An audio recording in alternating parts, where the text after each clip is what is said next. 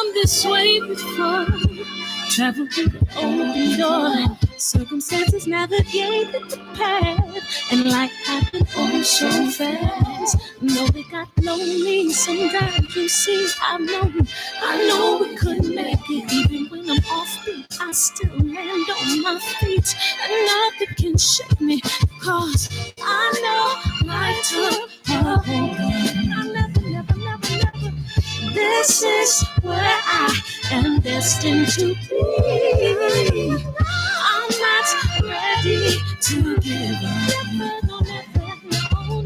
I believe in the miracle of life. Life's a play for no rehearsal. Learn quickly, they'll come for your role. Games can play, can't take it personal, cause the devil is a liar. Telling you the truth, it's all in what you do. Some things you gotta do.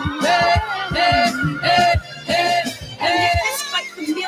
Second, see the blessing in it. With much expecting, much is given. Wanna make the living, now I'm giving back to children. Never let the power come first before your happiness. Yes, you can be the best if you go the distance. Mix a little sweat with your persistence. You know that the best things are never instant. Just shine, let them see your brilliance. Get up, open up your eyes now. It's the moment of truth. No backing down. We're bringing it through like for the children, it's a given. You gotta give it, be a blessing. This my personal statement. Run the game like I'm acing. Learn to develop patience, determined to be the greatest. Yeah, bobbing and weaving, they changing up like the seasons. Indigenous to the grind, so I do it for all my people. Jabbing the competition, back up against the ropes. You fighting for recognition, I'm fighting just to promote equality where we lack it. Or cancer slowing our road. I'm confident we'll make it. We focus on common goals. Yeah. Give back, give love, giving something away. Never give up, stand tall to fight another day. 2 toes, 2 feet, I stand on the ground. I'm going to wrestle and fight this final round. That's a paper, no rehearsal. Learn quickly, they'll come for your role. Games you play, can't take it personal, cause the devil is a liar.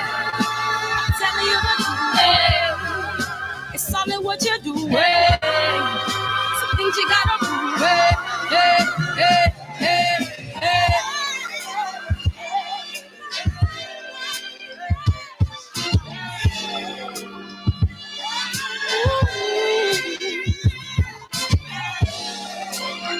I'm gonna step on the line and get to those in me.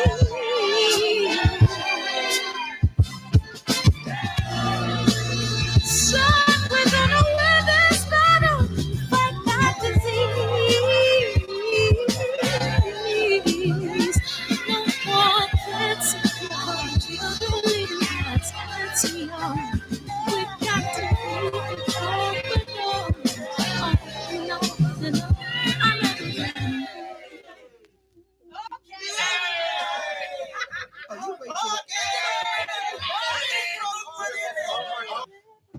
Great job. Yay. Oh my God.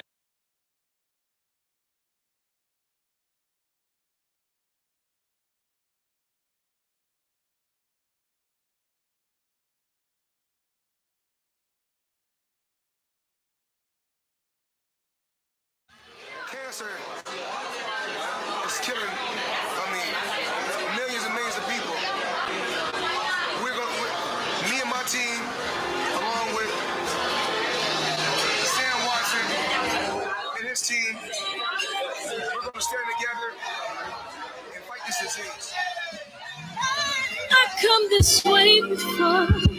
Travel through the open door. Circumstances navigated the path, and life happened oh so fast. No, it got lonely sometimes. You see, I know we couldn't make it. Even when I'm off beat, I still land on my feet, and nothing can shake me, cause I know life took a hold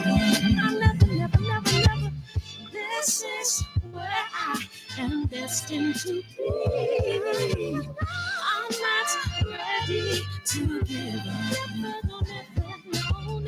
I believe A miracle of life. Fred got my office pumping. What up, Michael? Oh, Mike. Oh, Michael got an office tonight. Because the devil is a lie. Well, turn the motherfucker up then. it's only what you do. Some things you gotta do. Fight for millions. Take a second, see the blessing in it. With much expected, much is given. One that made the living, now I'm giving back to children. Never let the power come first before your happiness. Yes, you can be the best if you go the distance. Mix a little sweat with your persistence. You know that the best things are never instant. All the white people in the shack like, come on, talk, man. Just get up, open up your eyes now. It's the moment of truth. No backing down. She said no backing down, y'all. Like, ooh, for the children, it's a given. You gotta give it, be a blessing. This my personal statement. Run the game. Watch the boxing references in this verse. Develop patience, determined to be the greatest. Yeah, bobbing and weaving, they changing up like the seasons. Indigenous to the grind, so I do it for all my people. Jabbing the competition, back up against the ropes. You fighting for recognition. I'm fighting just to promote equality where we lacking. Or cancer slowing our road. I'm confident we'll make it. We focus on common goals. Yeah. Give back, give love, giving something away. Never give up, stand tall to fight another day. 2 toes, 2 feet, I stand on the ground. One last time, big ass hook, y'all. Turn this motherfucker up. Turn up, turn up. I know how. Life's a paper, no rehearsal. Learn quickly, they'll come for your no. Can't get back, can't take it personal. Cause the devil is a lie. I'm telling you the truth. It's only what you do. Some things you gotta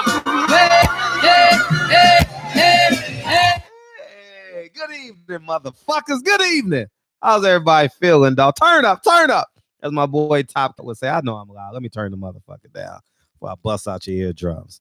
What up, Michael Woodard? Michael Woodard at work today. How you feel like you were last night? Young Merv, the cut man. Holla at me, Mike. Holla at me, Mike. DB, what up, South Central's own Michael Woodard, Omega Red. How you feel? How you feel? DB and Michael Woodard going back to back. Like the 2 double R's going back to back. Yeah, we going front line and we red carpet this whole tonight. We got the double R's going back to back, man. What up, Ant? Oh, man. Oh, man. Donald, triple OG in the building. Yeah. Jay Cooley. What's up? Cap. And we about to get this whole started, man. I thank y'all for tuning in, man. Man, thank y'all for offering me y'all Monday night. I know the Clippers are playing. Y'all got so many motherfucking options right now. The Clippers in a dog fight right now, 67-73. And you fucking with me right now. I genuinely appreciate that, man. Thank you. Thank you, DB. I know you could be watching the Clipper game. You probably are too, though. But anyways, thank you, man. So we're going to jump right into this shit. Oh, I got breaking news for y'all again. Just like I broke news last night that John Molina is fighting. I can't pronounce that dude's name. Volkit, whatever that name is. I don't know. Y'all know who I'm talking about. He's like 6 or 7-0 or something like that. Well, breaking news. Y'all heard it first from me. Next week, I'm flying out to Alabama. Well, I'm flying in Atlanta because I checked the tickets to go to Alabama. That shit was $900. And you know, Frugal Fred. Yeah, Hervik, whatever. Yeah, him. So I'm gonna cover Deontay Wilder's camp Thursday, Friday, and if something he has Saturday, I fly out Sunday. So that'll be dope. And then and you already know where I'm going. Since I'm in Alabama, you already know what I'm gonna do Saturday afternoon, dog. You already know. You might catch me on CBS, dog. You know what I'm about to do. 1 versus 2, Alabama versus LSU. Let's get it. So we got a hell of a weekend next weekend, man. Appreciate Deontay Wilder getting back to me today, man. We gonna have a now leave him in the chat. We gonna have some fun with these. Hey, I never knew that there were so many empathetic, sympathetic, black men in the world today. You know how I read y'all comments. I enjoyed the comments, man. I appreciate you guys commenting on my pound for pound list, man. I genuinely thank you guys. But so many black men love Canelo or faking to be black men. You know what I mean? I mean, they may be black on the outside, you know what I mean? But listen, let me say something. Why are y'all always want to play fair? Why y'all want to play fair? Why y'all want to play fair with them? Canelo's a drug cheat. Canelo's a drug treat. You know what I mean? And if you don't believe, we're gonna be able to call in a second. Let me get organized. You know, I'm not only a hair club member, I'm not only the owner of the hair club. What's that nigga say? But I'm the client, so I got to do the behind the scenes shit right now. You know what I mean? And set up the show. But thank you, Mur. So many people. I don't even know if I'm set up to do phone calls yet. But yeah, so many people want to prove themselves right, want to be fair. Listen, you guys may have to have a conversation with yourself. You guys honestly may have a conversation with yourself. When was life fair for you? When was people unbiased when you applied for a job? When was people unbiased when you applied for college? Or you went to go take a test. You was overqualified, but they didn't hire you. You know what I mean? Like, when is life unbiased for you? You know what I mean? You guys got to answer that question. Boxing ain't fair. Why are they asking all black media members to be fair? Didn't you just watch ESPN last Friday, 2 Fridays ago? The air quality is different from state to state. The water quality is different from state to state in America. You talking about fairness, and you think that's by accident? Or do you think they want to curb the birth rate? Come on, talk to me. Talk to me. All right. Thought I said so. You know what I mean? Why they still got these young black kids and brown kids celebrating Columbus Day? Huh? Answer that question. Y'all so smart. Y'all want to play fair, huh? Y'all want to play fair, huh? Y'all want to play fair. Oh man. Oh, poor baby. Feel bad for you.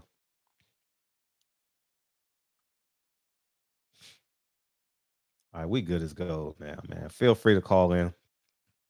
We as good as gold, man. Y'all more than welcome to call in, but let's dump into it. Shakur Stevenson versus Gary Russell. What do y'all think about that fight? What do y'all think about that fight? Let me turn my hoe up. Let me turn my hoe up.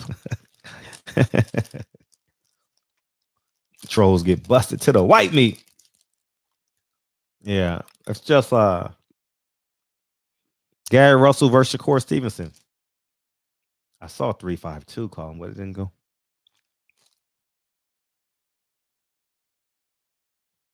352. What's up? How you feel? Say something. We live, man. What's up? I feel like you're I don't know, you make everything too much about. Yeah, we're listening. Yeah, you sound like a fanboy. Do y'all want to hear this? Put 1 if y'all want to hear him talk. Nah. Because I got him on mute. He talking to himself right now. Nah, okay. You might as well hang up, dog. We don't want to hear you.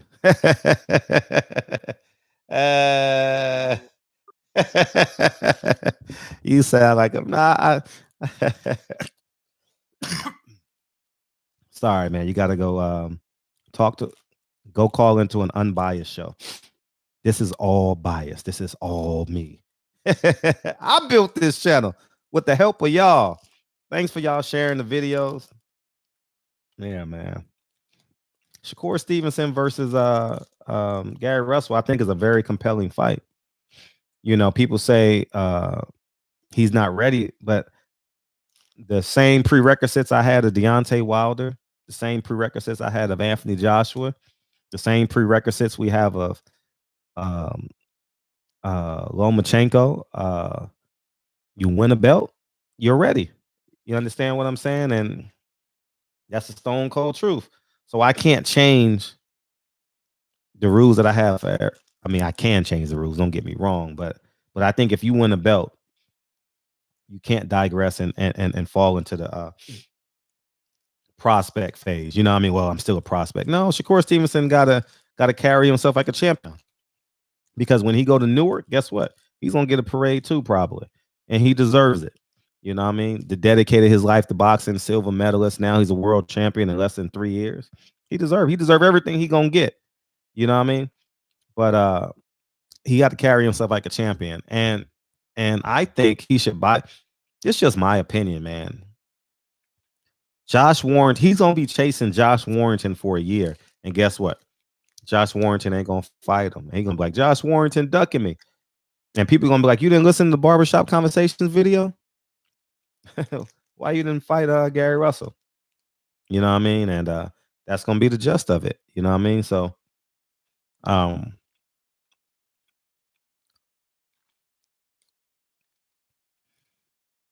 but y'all call in and tell me what y'all think about the whole situation. I would love to hear from y'all. Somebody calling. Cause the devil is a lie. Eh. I'm telling you the truth. Eh. Jersey City, what's up? Shit, calling. What's popping? Yeah, man, I got Shakur Stevenson being Gary Russell. Really? Well, I'm a little biased, but I mean, Shakur Stevenson, that dude, his skills are elite. Mm-hmm. I'm talking about his defensive skills. Mm-hmm. He got some of the best skills in boxing right now. Defensively? He has some of the best skills in boxing. Defensively? Shakur Stevenson, yes. Well, he has the potential to have it. The dude, Shakur Stevenson, he can't get touched. He's getting better and better. And like I said, though, Fred, he only 22, so we got to give him some time, though. Time for what? He's a world champion. He's still growing. Like I say, 22.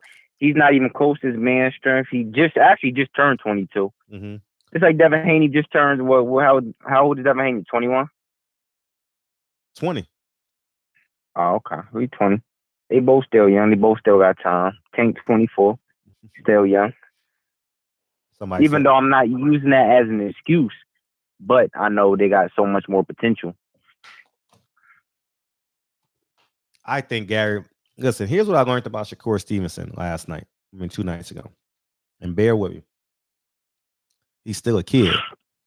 He still has the mindset of a kid. He still has the mindset of a competitor and not a killer. Did you hear what I just said? He has the mindset of a competitor and not a killer. He let that guy off the hook for 5 rounds. 8, 9, 10, 11, 12. He let him off the hook. You're supposed to beat him up till his father throws in the towel. You want to beat him like Kovalev beat John Pascal. You don't want to knock him out. You want to punish him. You understand what I'm saying? And that's the difference between, along with a few other things, that's the difference between a superstar and a star. You know what I mean? Whether they hate you or whether they love you, they gonna fear you. You know what I mean? And there's no fear that resides in fighting Shakur Stevenson. Same thing with Floyd Money Mayweather. There was no fear in fighting Floyd Money Mayweather. You knew he was gonna beat you, but you know he was just gonna tap you for 12 rounds. You know what I mean? You knew it was nothing special, but you know you couldn't beat him. And hey, Fred, you heard you heard Tim Bradley on the broadcast? No, what did he say? I heard it, but I probably forgot. What did he say? Nah, I'm just saying, that guy, man, he's a clown. I'm saying the whole time. Like you said, I'm a huge Shakur Stevenson fan, but that guy, man, he is just ridiculous. Mm-hmm. It's the shit he be saying. Like, he's a goofy. I don't fuck with him. Oh, not many people do. Not many people do, especially publicly. I mean, publicly you do, but I mean, privately, I would suspect. And then I seen he was next to Tim. He was next to Bud. Like, wasn't you just saying this man ain't fought nobody? Like, and you know what?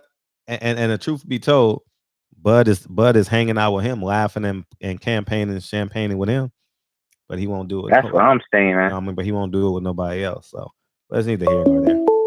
It's neither here nor there. All right, taking that call, though, Fred. Appreciate you. Triple OG, what it do? Hey. What up? What up? I want to talk about these undercover coons like that one that just just muted. Go ahead. Hey, look, as soon as I wrote that in the chat, how come it disappeared? I can say nigga, but I can't say coon. Oh, really? Yeah, it just wiped right out after I put it up there. I said, damn. I can say nigga, but I can't say coon. Right. But they want me to say the N word. But I can't say coon. We got to start calling that the C word. Oh man, I got a little bit on Gary Russell and Shakur.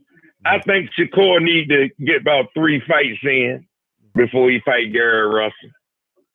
Because Russell will tear him up right now. I think Russell will tear him up right now. Russell got too many skills for him, and young boy got some skills now, but those skills he got, Gary Russell already had those. Yeah, he already had those. But Shakur's good now. He's good. But and I ain't gonna say he ain't ready because he may surprise you like Ali. Ali might shock and amaze you. Do you think? I don't think so. Do you think Gary Russell stops him or just beats him up or just points him to death? I think he just beats him up. He probably do him a little worse than Shakur did his brother-in-law. But I don't think he tried to knock him. Well, I don't know though. Gary might hit him with a body shot and put it down, and one of them liver shots. Oh, he can deliver a nasty liver shot now. And don't get it twisted. Shakur Stevenson can go to the body too. The fight before this last one I just saw, he went to that boy's body, man. So somebody said he need to learn how to work inside. The dude been fighting won a silver medal, so we know he's been fighting Europeans. So he know how to fight inside. So he's seen a lot of styles. I think he's an Olympic fighter. Huh? He's seen a lot of. He's seen a lot of styles. He's an Olympic fighter. Seen a lot of styles, yes, sir. But that's as an amateur. Gary's seen him as a pro. Exactly. With no headgear. Gary seen amateur too. Remember, he got sick on the stomach before the Olympic. Before the Olympics, he couldn't participate because he was there. And I think it was nerves too. I said, "Damn, Gary." But them Russells, they some gangsters up in D.C., man. They ain't nothing to play with. They some more Ankh wearing guys. They wear them Ankhs. Yep. You know, a lot of people wearing them things, man. Yeah. Yeah, a lot of them wearing them. So, yeah, but that's all I got to say right now. But I'll call in later. Let's get some more people jumping. They don't feel like talking tonight. I think you done got a lot of people butt hurt tonight. Who told you was butt hurt that time? Yeah, everybody do. I think you done butt hurt a lot of people, man, with your list. And I'm like, why do we find the dumbest shit to get butt hurt about? That's some dumb shit. You just put a list up. I'm going, and look, I don't want to watch the Clippers. I was going to say, how is watching the Clippers going to enhance my consciousness? Like, shit.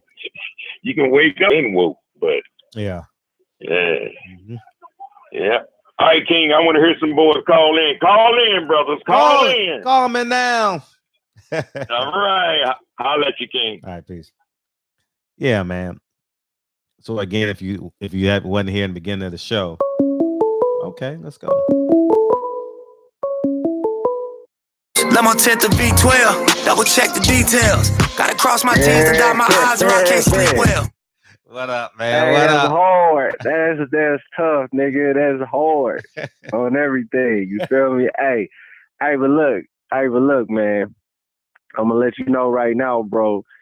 People gonna be butthurt about it because, like you said, man, people are just in fake, you know what I'm saying, outrage. You feel what I'm saying? Like they got black skin, but in the inside they wanna, get patted on their ass, get patted on the back of their head by some old rich Jewish white man. Let's be honest, man. That's their fantasy. Because why wouldn't you want to support and rep for your people? I know that's deep. I know that's gonna touch a nerve, strike a nerve. But I mean, we call a spade around here. Fred don't pull no punches. shit, Fred keep it 100, so y'all gonna have to take that shit and ride with it. You feel me? Ride that way. But yeah, man, Shakur Stevenson, man, I just want to see some killer instinct. I mean, you've been around Terrence Crawford for years, or going on, 2 years, 3 years now, some shit like that. I'm talking like, steadily being around each other, sparring with each other. Like, you should be picking up the motherfucking habits. It's no different than Julian, what was his name? Julian the Hawk or something like that. He, I mean, not him, but it was, I'm trying to think of what I'm trying to, okay. What I'm trying to say is, killers learn from other killers, right? And if you sit up there and you be around somebody long enough, some of that shit usually will rub off, on you. It's just weird that he didn't want to knock out somebody that's been talking mad. I don't give a fuck if that is his brother-in-law shit. He been trying to, you know what I'm saying? Like, be on some racist shit. If you on some racist shit, you deserve to get your ass knocked out so you can wake up to reality. You feel what I'm saying? At least that's how, I don't know. I just live by the code of, you violate, I demonstrate. That's just what it is. That's how I grew up. That's how it's going down. But yeah, man, Shakur Stevenson, hopefully he coming to his own and in his next fight, And like you said, he a champ. People quit trying to bet. I know, looking at his face, y'all got some type of affinity. Like, damn, man, he look like a kid. But man, he got the belt now. You feel what I'm saying? It's time to show up and show out, man. It's time for him to, because he said he the best, and he really feels that. Shit. Even if he do get beat, look at Lubin. Lubin came right on back. You know what I'm saying? He could have took the route of do you remember Mike? Mike, the one that got knocked out by oh my God, I'm trying to think. It's been such a long time, but at 147 he was a big prospect. Mike, he's from Philly. He was from Philly. Do you know what I'm talking about? He got knocked out with a right uppercut, and we ain't even been around no more. What's Mike, his name? Yeah. I know you're talking about. I swear I know you're talking about. Yeah, but you know what I'm talking about. That's white dude. Is it white dude? No. It was about the wrong dude. It was a black dude from Philly that they got knocked out. I'm talking about he was highly touted. I'm talking about like he was supposed to be the next big thing and all that. You know what I'm saying? All the attributes of being Mike Dallas. Mike Dallas. No. Yeah, Mike Dallas is one, but it's another Mike. I just can't think his name. But yeah, Mike Dallas definitely won. I mean, he had all the talent in the world. Mike Jones. Ran into Lucas Matisse. Yes, Mike Jones. Thank you. There it is. You nailed it. Whoever just said that in the chat, you fucking nailed it. Mike Jones, that motherfucker, bro. Man, it's just sad what happened to dude. But just to keep it 100, bro, like, I just feel like Shakur Stevenson, he just needs to stay the course. Fight all champions that you can. I really want to see him face Leo Santa Cruz. People said, nah, that's a light touch. But shit, Leo's a proven, you know what I'm saying? He's been in world championship fights. He's a veteran, you know what I'm saying? And, I feel like he's still in his prime. I don't think he's, what they call it, damaged good. I don't think he's damaged good. No, he's not damaged good. No, Leo? Far from damaged good. Yeah, Leo can fight. But I've been seeing a lot of people, different forms and shit. They talking about, oh, nah, man, that's a light touch. I'm like, nah, we still don't know what Shakur Stevenson can show, on the top stage, with somebody that's his equal or even close to his equal. So we don't know. You only as good as what's been, just like with Deontay Wilder. We didn't know how really good he was until he got clipped. When he got clipped by Ortiz and he didn't fold, he didn't, go on one knee and all that. Like, this motherfucker just took that shit. And that's how you know that motherfucker is just tough. And I feel like Shakur, he still hasn't been roughed up. You know what I'm saying? He hasn't had that Luis Castillo fight. You feel what I'm saying? Like what Floyd had. Like that proved what people look at Floyd and just be like, oh man, Floyd a bitch. He be running around. But before you hurt his hands, man, he would sit there and fight, bro. He would throw uppercuts to the body, left hooks, check left hooks, lead straight right hands, lead right hands to the body, consistently backing the person up. Roger, his training style used to be, go get him. You know what I'm saying? Like, I'm serious. Like, he loved to walk people down. He would always say, walk that motherfucker down, especially like after like round 4. You look at all the fights that Floyd had, coming up, you would hear Roger always saying that shit. Walk that motherfucker down. He done. It's over. So that's all I'm trying to say is I want to see Shakur walk these people down. He has the athleticism. He has the confidence. He has an amazing double jab. I love to see him when he throws his double jab out there. He got pretty good feints. I think he can improve. in the department of fans, but that takes time. You know, I mean, there's not too many boxers today that got great fans. I mean, how many can you name off the top of your head? They got really good fans. I'm talking about just like, you know, some Canelo Whitaker type fan, like just some beautiful fan. Most people don't have that art, and I feel like if Shakur get that in his arsenal, man, he'll be, man, it'd be over for these boxers, man. But yeah, it's one other fight I wanted to talk about, man, and it's you know what I'm saying? Like, what do you think is gonna happen when it comes down to Gervonta Davis and Gary Russell if they was ever to somewhere meet in the middle or like fight each other? Like, do you think that it would be at a big event? Do you think that they would promote it the right way? Oh yeah. What'd you say? It's a huge event. It's a huge event.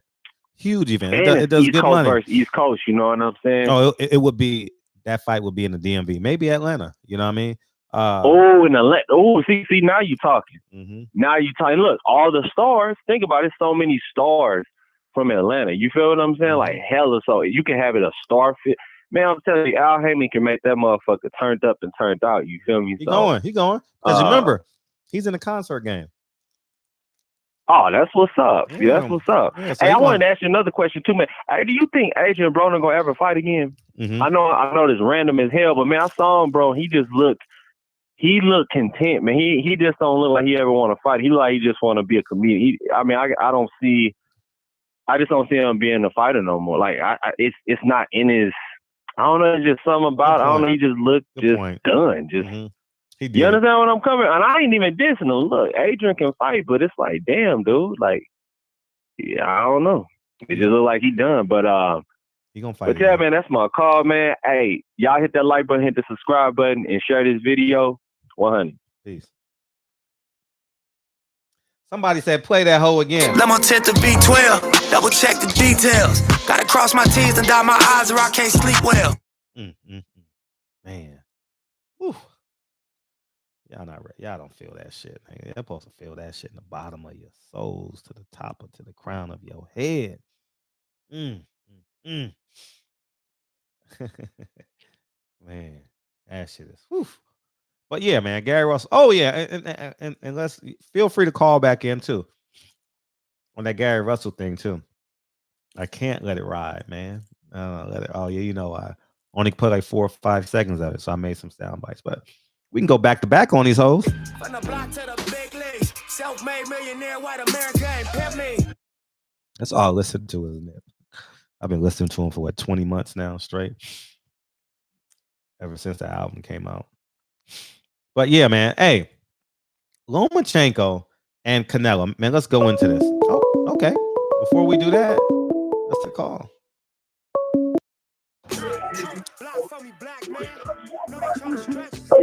What's up? What's going on, Big Fred? How you feel? Man, I'm good, man. I can't complain, man. What's happening? I'm chilling, man. Can't call it. You got the best hand. Let's go. So it is 2 things that I got to talk to you about, right? Okay. One, it's the Floyd Mayweather effect, right? Because that was our favorite fighter for so long, and he was only fighting the other races, so we had something to hold on to, right? That's the one thing about Floyd. I know we always get on him for not like putting black people in a spot, but I like Gary. I love Gary Russell and I love Shakur Stevenson. It's like choosing against your favorite uncles, man. You know, that's the same thing. That's how I feel about the Terrence Crawford, Errol Spence. I wish he had stayed at 140 until Errol Spence went to 154. We'll see. So that's one. 2, I'm hoping that he get that boy a rematch, his brother-in-law, and punish him this time for real. Cause dude's a sucker, man. Like, you lost, and then you gonna say he's not that good? Well, if he ain't that good, then what are you? Facts. Big facts. You know what I'm saying? If he's not that good, then what are you though? Man. See, you know, his sister probably, you know, she probably begged Shakur not to kill him, you know, to try to make the family, you know, try to make this family thing work. But he's still a sucker. You know what I'm saying? He hold on. He keep trying to say, oh, because He said something about family. The only thing he said about your family is that you love your sister. Nothing else was said, bro. And I respect the little brother that came and hugged Shakur. That was big. But the dad was the main one that should have went up to that man and shook his hand, bro. Like every other fight, no matter what you went through during the pre-fight, all that, they always shake each other's hand, hug or what, not even hug, just shake it, even hit his glove real quick. Acknowledge that it was a good fight. Remember how they ridiculed Isaiah Thomas because he wouldn't shake the Bulls' hands? He left early. Remember that? Oh, you know. Man, oh yeah. They ridicule us for not having great sportsmanship. Nobody said anything either. You know what I mean? No one said nothing. Not even an announcer. He said something. He said a little something, but he didn't go hard. Like Larry Merchant, I think he would have went hard. You know what I'm saying? Yeah. You know, he would have went hard. Yeah, true. Because you know how he used to get out with Floyd. You know what I'm saying? I think he would have gave brother business. But you know, for me, I just think the whole time I'm watching the whole like pre-fight or whatever, Shakur doesn't want to touch the whole sister-brother situation. That's why I think they didn't market it like they could have as far as that aspect of the fight. You know what I'm saying? And that's how you know he loved the girl. You know what I'm saying? If he's not even willing to talk about it, he don't even want that to be a part of it. That's how you know he's really trying to keep it separate. And the dad and the brother should have respected that about him just off the strip of like him not even wanting to talk about the situation on that big of a scale. No, you're making good points, and but I thought Shakur Stevenson should have beat his two man. Man, you got to. I said the same thing because you're not fighting just for you now, man. You're fighting for money now. You know what I mean? For sure. For sure. He's fighting to put fear in his next opponents. And the next opponent, like he want Josh Warrington to be like, oh, man, you're going to have to give me some more money to take this fight. I don't know, because that fear carries over when he signs the contract as well. Yeah, but I don't know if did you see his last fight? Who's that? Josh Warrington? Shakur. Oh, Shakur. No, Shakur Stevenson's last fight. Yeah, he went 12 rounds, right? Did he go 12 rounds? No. He destroyed that dude. But that dude didn't deserve to be in the fight. Remember, that was a fourth opponent. Yeah, but I'm saying, but you see how that killer that he had in that fight, he didn't bring that same killer to this fight. But I think the next fight, he'll bring that same killer. Because like every time I see him fight, he had a killer in him. You know what I'm saying? But I think it was too mucky because he didn't want to fight the dude from the beginning anyway. You know what I'm saying? He, you know, because in one of the interviews he said that he was trying to go around not fighting the dude at all. Yeah, he did. So he was trying to get the belt another way. You dig what I'm saying? But you know, dude ran his mouth, and you gotta show him. But he beat him so bad the way he beat him. He just outclassed him all the way, man. Whatever he thought he could do or he thought he saw, he didn't see nothing. And that right there, he should have said, hey, man, he's a great fighter. Like, Floyd Mayweather, he talked crazy to you the whole fight, before the fight happened, all that. But at the end of the day, he never says, oh, this dude's trash. He's weak. You know what I'm saying? He always said, oh, he's a good fighter. Whoa, whoa, whoa. You know what I'm saying? And that's the problem I had with Mexican, bro. But that's how all the brothers of Mexican or Hispanics or Latinos, however you want to say it, that's how they are though. Because I told you before, I had a Hispanic girl. Her brother was the same way. She, you know what I'm saying? She had an abusive boyfriend before she met me. I changed how she even thought about black people for real. But he couldn't see past me being black. I bet. So even like her mom, see, the moms be cool with it. It'd be the dad and then the brothers that don't be cool with it. You see, that's the whole dynamic of the situation, and that's how you know it's about race. And Andre Ward did disappoint me, boy. Listen to me, man. When you be dropping these videos, dog, I'm listening, dude. You be dropping. They're not even nuggets. You talking about like whole bricks of gold. You feel me? Damn a nugget. We talking about a whole brick of gold on these foods, man. And a lot of people don't even listen to you, though. That's the crazy thing about it. People just take what they want from these interviews. They don't even really listen to what you be saying to these cats. Like you really be dropping knowledge, bro. And that's a fact. The way they did Clarissa Shields, even some of the black media members, how they did her. Didn't even give her any benefit of the doubt of the situation. Big facts. But Kovalev, I ain't heard nothing. ESPN ain't said nothing about how he beat the broad up on the airplane. And they not. You know what I'm saying? They ain't talk about how Tyson Fury he did the PED thing too. He was dirty too. You know what I'm saying? And you know, I called in about my top 10 list. This is my second thing. I know I went around the world. Go ahead. But since like you said earlier today, this is cold. This is why you know I was listening to you, boy. How ESPN deleted the loss from Lomachenko. I'm putting Gary Russell in the top 10. I'm taking the loss away, so he undefeated. So I'm putting him back up there because I had him up there, but I was like, since he lost, let me give people that. And I had the only person I had with a loss on there was J Rock, but J Rock he came back and unified, so I gave him the credit for that. You know what I'm saying? I know Gary Russell can't grab a fight right now. But like you said, all the people that ducked him, we just give him the L. 3 wins. We just give him the W's. Give him the 3 wins for sure. For sure. You know what I'm saying? He deserves it. And I think is this, man. I really hope he can get that Leo Santa Cruz fight. I know he's probably not gonna get it, but I want to see him get that money, man. That's what I've been trying to see. Like Terrence Crawford is great. But I want Errol Spence to get that Manny Pacquiao money. You know what I'm saying? Yeah. That's that sets you up for life money right there, man. You get in the ring with him because, I mean, shoot, he did $350,000. Your boy did $450,000. I mean, ain't no telling if they get into the ring together, what they gonna do? They gonna have to hit the $1 million or $2 million mark because everybody gonna want to see it. Facts, big facts, big facts, big facts. But yeah, man, I held you up long enough. No, you like good. I always say, man, keep your foot on their neck. I will. Listen to me, man. Every day I say that, you come with a video, keep your foot on their neck, man. And I guarantee you, I love it, man. Every time. And bro, you be dropping jewels, man. These cats don't never understand what's going on around them, bro. And it's one more thing. This is my last thing. I just thought about this. My last thing, no one's right? calling it. Go ahead.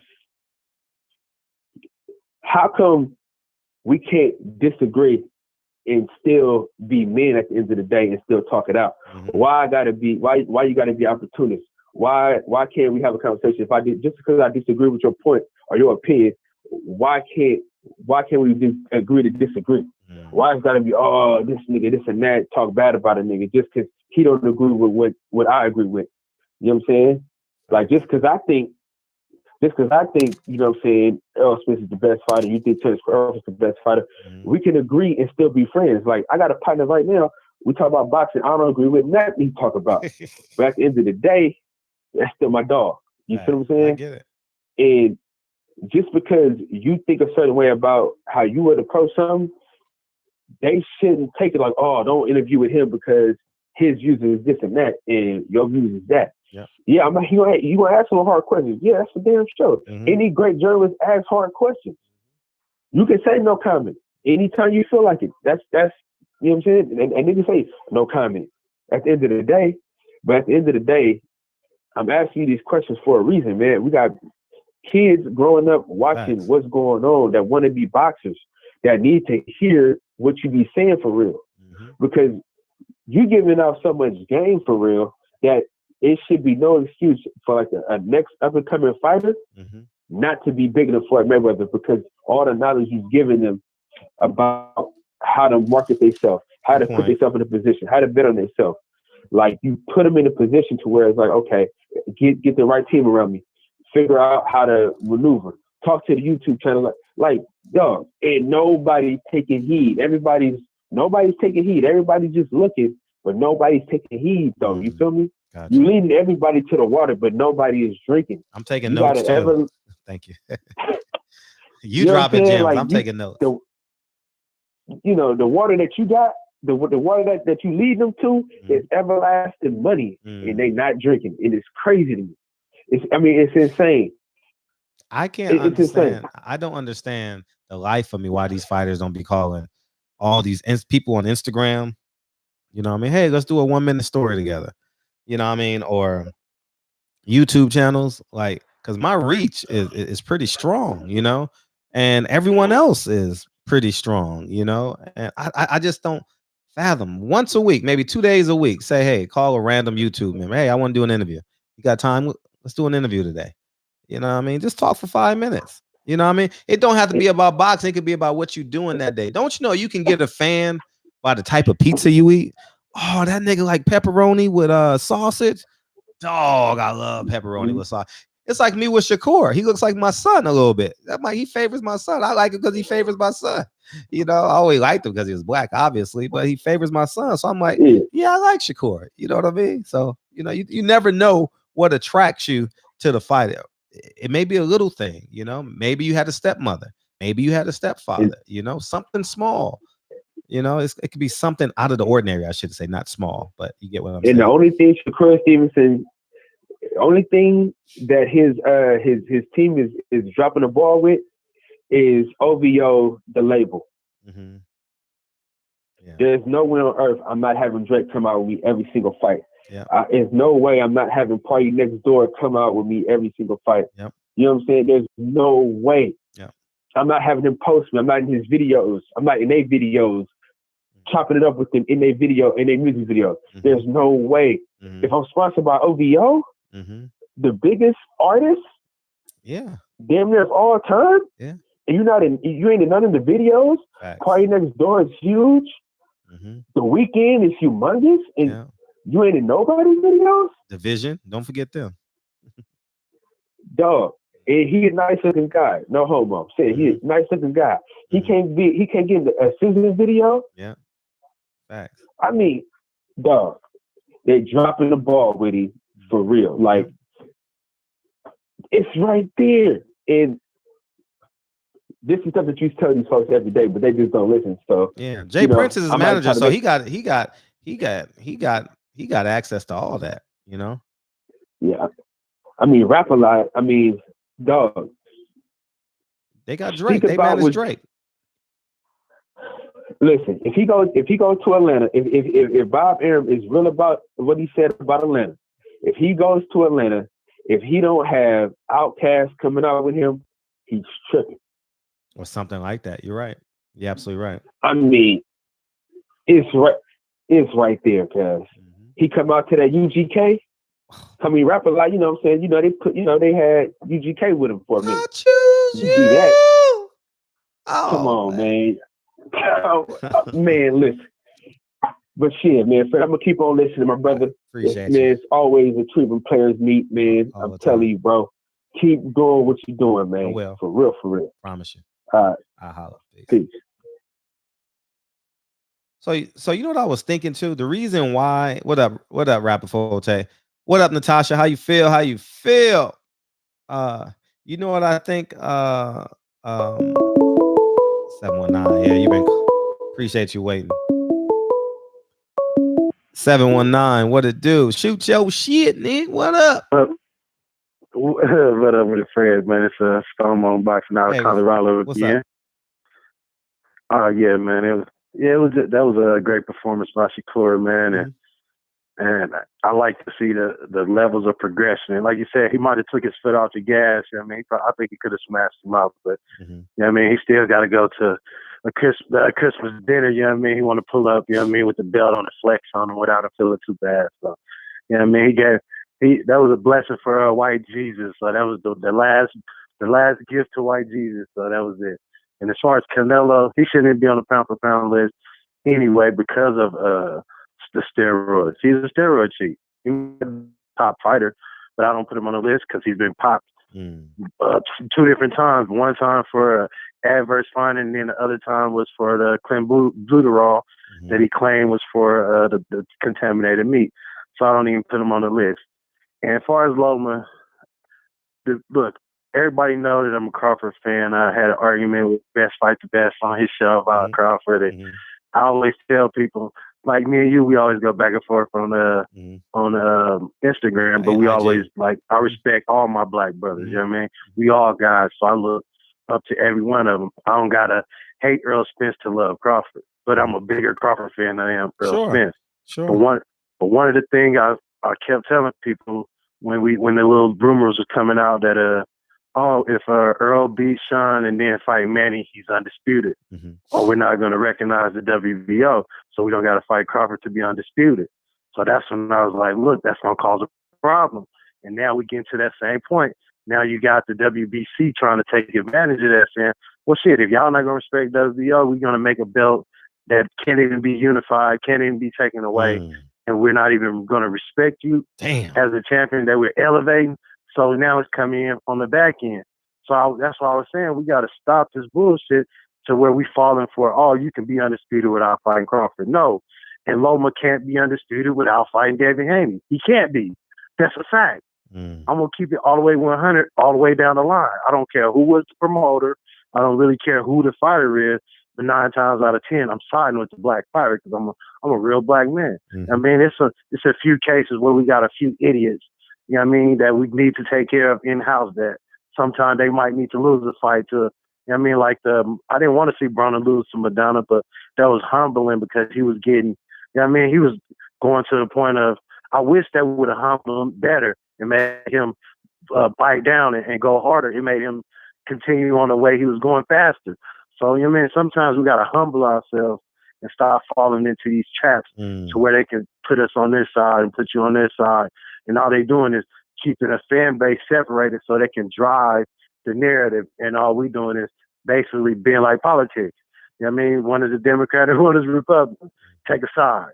Instead of realizing, like, damn, who's right and who's wrong? That should be the side that we backing. So when Crawford is wrong, I said he shouldn't have re-signed with Bob Graham. And I made that publicly. But at the same time, I said, well, we talking about, like when I had the argument with Best Fight the Best, I said, if we talking strictly business decisions, and I'm a businessman, I sell marijuana legally, Fred, out here in Colorado, don't get it twisted. You know what I mean? So if we're talking a strictly business thing, I said, all right, we're going to pull up the pays for everybody last fight. And it was $2 million for Danny Garcia. I mean, $2 million for Earl Spence, $2 million for Sean Porter, 1.1 for Danny Garcia versus Granados, like $2 million for Keith Thurman versus Pacquiao, and all these numbers. But the highest paid person was Terrence Crawford at $5.5 million fighting Amir Khan. So, and I was saying, just strictly as a business decision, financial decision, re-signing was a great idea. But as far as competition and getting an opportunity, that he should have not signed. That's all I was saying. I was saying just a strictly numbers game, just a strictly business. And I mean, it made it seem like I was hating on Trill and hating on that. I was like, no, I'm making a point. You can't call a man stupid and you can't call him, like I had KQ somebody, he's evil, he's a devil. I said, what? I said, I'm from Omaha. Come to Omaha and say that about Terrence Crawford and watch he can do more, I guess, you know what I mean, to help some of the smaller media and shit like that. But he's not a media person. He's not going to be chasing behind people. He's not that type of person. This nigga rather be chilling fishing than at a boxing match hanging around a bunch of dudes in the hallway laughing after a fight. That just ain't how he do. I mean, if he comes to a fight, it's for a purpose. It's show love for a fighter who he got respect for or a friend. And he gonna if you catch him after that, he gonna hit you with an interview and then he gonna go on about his business. But as far as him kind of being, they want him to be like a PVC type, you know, out here all the time, seeing at all the fights and stuff like that. He's just not that dude. Like, niggas, you don't move like that. We come from gang backgrounds. You know what I mean? When you see a crowd of niggas, we go the other way because something about to pop off. We move a whole different way. We don't really want to be surrounded by, he ain't a yes man. And like he said the last time when they asked him about going to all these PVC fighters, he said, man, I want to fight these dudes. I don't want to go hang out with them and get drunk with them. I don't drink. Those are his exact words. So that's all I'm saying. More people need to try to understand the type of people you're dealing with, man. We are real black men, and we come in multi-facets. You got very intelligent, very street savvy, and very cold-driven type dudes. You'll find Bud more relatable to a Jay Prince than he would be to any of these so-called business boxers. Bud got more real estate than most of these dudes make on purses. You know what I mean? You get $1 million purse, but buying $1 million in real estate. And so that's not, and $1 million in real estate in Omaha. Come on, Fred. It ain't California where $1 million get you one house. And $1 million in Omaha get you the motherfucking half of. You own multiple blocks. You know what I mean? So people need to understand what type of person they're dealing with, and let's stop letting these people divide us, and let's stop letting these sanctioning bodies pull all of these moves on us, the WBC, WO. Now, fuck that. Maybe we need to get behind the IBO or something, man. And that's all I got to say, bro. Just keep up the good work, man. And the last caller said that they don't hear you. Eddie Hearn responded to everything you say. All of these guys pitching everything you say. The gyms that man, people might not give you the credit, but they hear it. They understand it. Oh, I know. There's a difference. You know what I mean? I know. So keep putting that pressure on them, man. And what he said, keep your foot on their neck, bro. All right, appreciate and the black man is a guy, bro. Peace. All the time. Now I'm gonna make one correction to what he said. He said Keith Thurman made $2 million and so on and so forth. Well, according to the commission, Deontay Wilder made $3 million and Tyson Fury made $2 million when they fought each other on pay-per-view. We know that's a lie. You know what I mean? We know that's not true. Barbershop conference. Oh, what's up, man? Who this? I'm answering the phone like I'm about to start a video. This from Birmingham, Alabama. I talked to you the other night, man. Hey, I'm going to Birmingham. I'm going to. How far are you from Tuscaloosa? Not too far, but hey, if it got anything to do with the champ, hey, I'm on my way. I'll be in Tuscaloosa next week. First time in my life.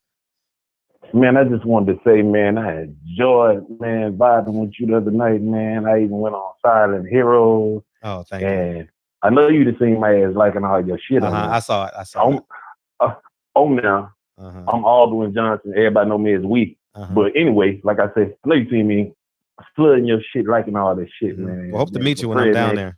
Hey, Fred, keep doing what you're doing, man. Hey, it's a beautiful thing, man, when you bring the brothers together, though, man. And I mean, I know I said it the other night, though, man, but it's just been on my heart, man. The way you bring the brothers together, though, man, and then you do it in a way of arrogance, and it's a beautiful thing. I know this sounds crazy, but you do it in a way. Hold on for a minute. Let me give you this here real quick. Barbershop Conversations, y'all. Hit the subscribe, hit the like. See those degrees on the wall back there in the back. You guys just don't know. You guys like top rank. You guys actually need someone like me in your corner. And Fred, every time you say that, man, look, you ain't speaking nothing but the truth, my brother, man, the truth. What I need to know is this. Yes. Go ahead. I had sent you a DM on the ground. I responded. And I was asking you, was you going to be on? Yeah, you responded. I respect that, though. You responded because you ain't so high up on the horse that you don't look down on the little people. But you responded, and I was asking you, was you going to have a show that night, right? And you just straight up, no, I ain't having no show tonight. So what I'm trying to find out, what night can I tune in to this show, man? Because this is like the best, man. Sunday to Thursday. Sunday through Thursday. And it's the callers. Yeah, the callers are the shit. The callers that call in, though, man. The callers that call in, man. I mean, these guys got more knowledge than people is giving them credit for. And it's going underrated because they look at us as second-class citizens anyway, as us being, black brothers. Oh, yeah, they just some YouTube guys or whatever. But we running it, though. Hey, they asking you to do it. And they copying over you. They playing copycat over you. Don't be no fool. They listening to everything that you saying. Because if they wasn't listening to everything that you saying, we wouldn't have, a month later. Well, damn, didn't I just say this shit? Or 2 weeks later. Like I said the other night with Shakur Stevenson. Didn't I just say this shit about 2 weeks ago or whatever?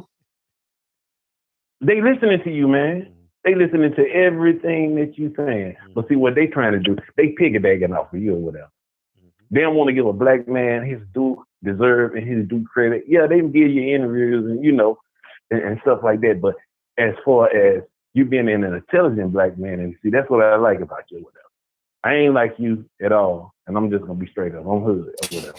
But for you to be an intelligent black man, and then you coming at them giving them facts that they end up and they do their own self.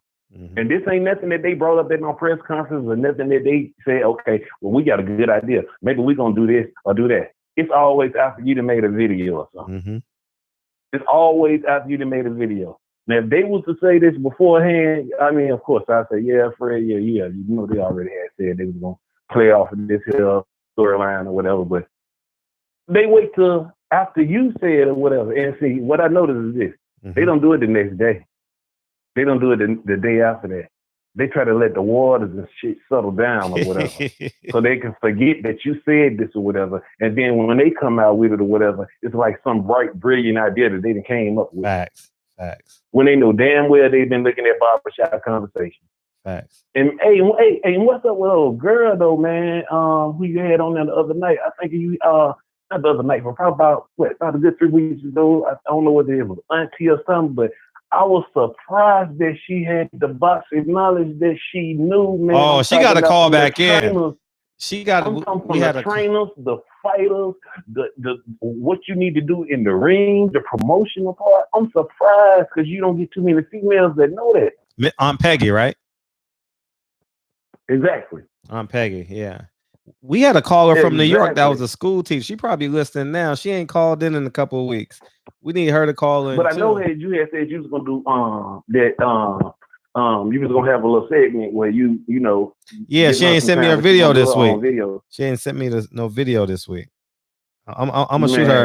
I'm gonna shoot her a text tomorrow. She's supposed to send me a video once a week. Knowledgeable when it comes to boxing, and tell you the truth, she knowledgeable. She more knowledgeable than some of these men around here. To tell you the truth, big fact. To be honest with you, whatever.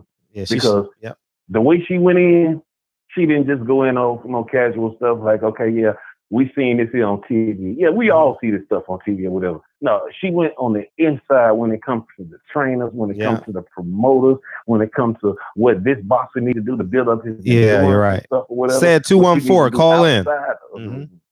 Yeah, you're right. As well as what you need to do outside of the ring, man. And like I said, man, I'm gonna go ahead on and shut this off. But like I said, man, hey, the chat got one request though. The chat got one request. They want you to do Stuttering Fred. Okay, what you want me to do in Stuttering Fred? I don't know. That's what the chat said. Can you please do Stuttering Fred? Okay. Here we go. I'm trying my best, but I'm gonna do my best. Okay, here we go.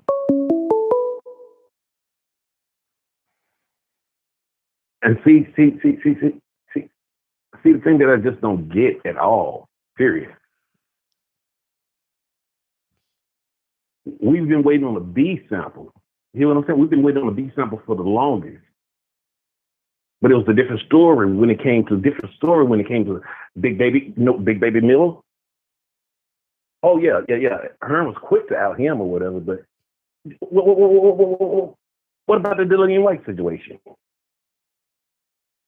Do you mean to tell me it takes 70 plus days? Yeah, we're probably going on what 100 now? And we still have no samples?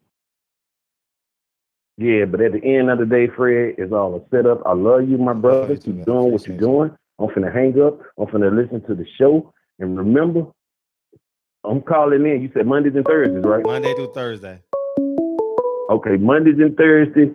You know, Birmingham gonna be in the house, my brother. Appreciate you. And you keep doing what you're doing, and I'm finna enjoy the rest.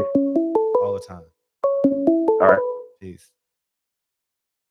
Appreciate you, Bama Slammer. What up, 512? Who this? It's Fred, man. I'm calling from Austin, Texas, man. What's good, Fred? Hey, what's poppin', man? You from Austin? Okay. Yes, sir, man. I'm gonna start calling you Fred the Jeweler, man. You dropping these jewels on us, man. Fred the Jeweler, I like that. Fred the Jeweler. All right, man. Yes, sir. So, man, I wanted to talk about the Russell and Shakur fight. Yeah, sure. Man, that'll be a hell of a fight, man. It's the guy's fault, man. And I agree, man. He a champ now, so he got to fight the best. Yeah. You know, with Shakur. So I think he definitely should go ahead and take that fight if it's possible.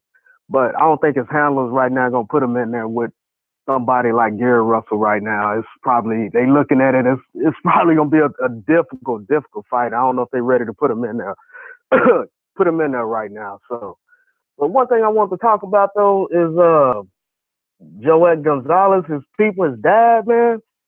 Man, I seen the was that guy Kriegel, the interview Mark they did Kriegel. before the Mark fight. Kriegel. Yeah, that guy. Man, the undertone, the racial undertone, he never could explain why he didn't want Shakur to be with his daughter. I mean, we just, I can read between the lines. We know what it is. Everybody knew what it was.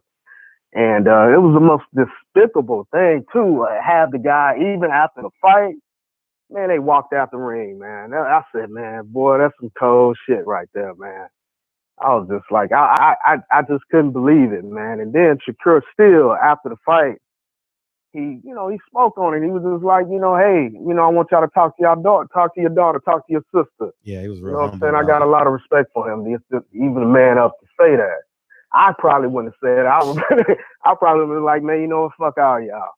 The hell with y'all. I got your sister. You know what I mean? But it is what it is, man. I don't want to take up too much of your time, man. I just want to call in. I appreciate you. And spit that and say that, man. And hey, keep up the good work, man. Appreciate what you're doing. All the time. And love your channel, man. And shout out to the LDBC, man. For sure. I love that. Fred the Jeweler. Thank you. I like that. Appreciate you. For sure. All right, 100. All the time. What we got in the chat? Marlo's Corner came in. He snuck in. He snuck through the back door.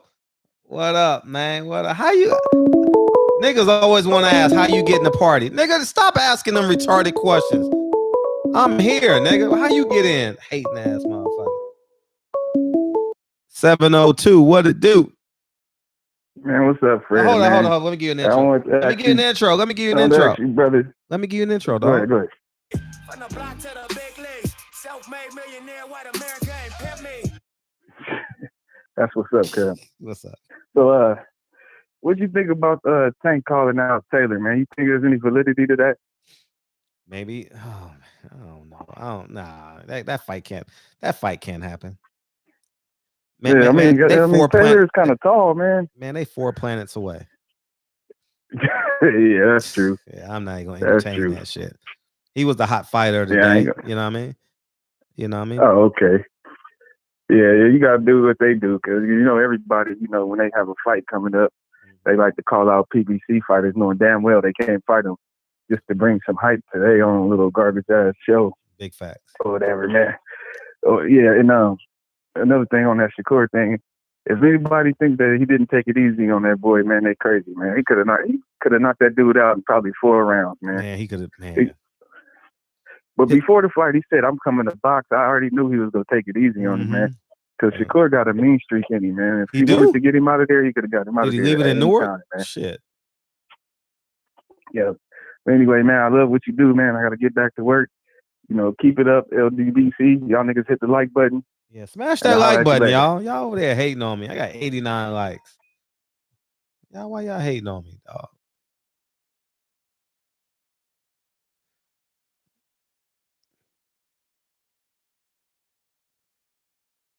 He hung up? Okay. He hung up. So yeah, man. Said call in 214. All that, come on. All that talking. Call in. You know what I mean? You doing all that talking in the chat. You ain't real. I want to know if you're real. Oh shit. From the block to the big leagues, self-made millionaire, white America ain't pimp me. What up? What's good, family? How you feel, King? You all right? Good. Bronx on deck. You already know what it is, man. What's good? Shout out to the LDBC. Mm-hmm. Yo, man, for no reason, after work, I took a drive over to the Joker stairs. Uh-huh. It's become a tourist attraction. Uh-huh. I saw some crackers over there. I said, yo, Fucking 10 o'clock at night. Fuck y'all doing out here? You know what I'm saying? Niggas outside and their ribs is touching. That's how hungry they are. And they out there taking pictures. And the wolves are directly across the street. And the project is right there. The wolves is out like, they're like, we about to feast. So I had to make a decision.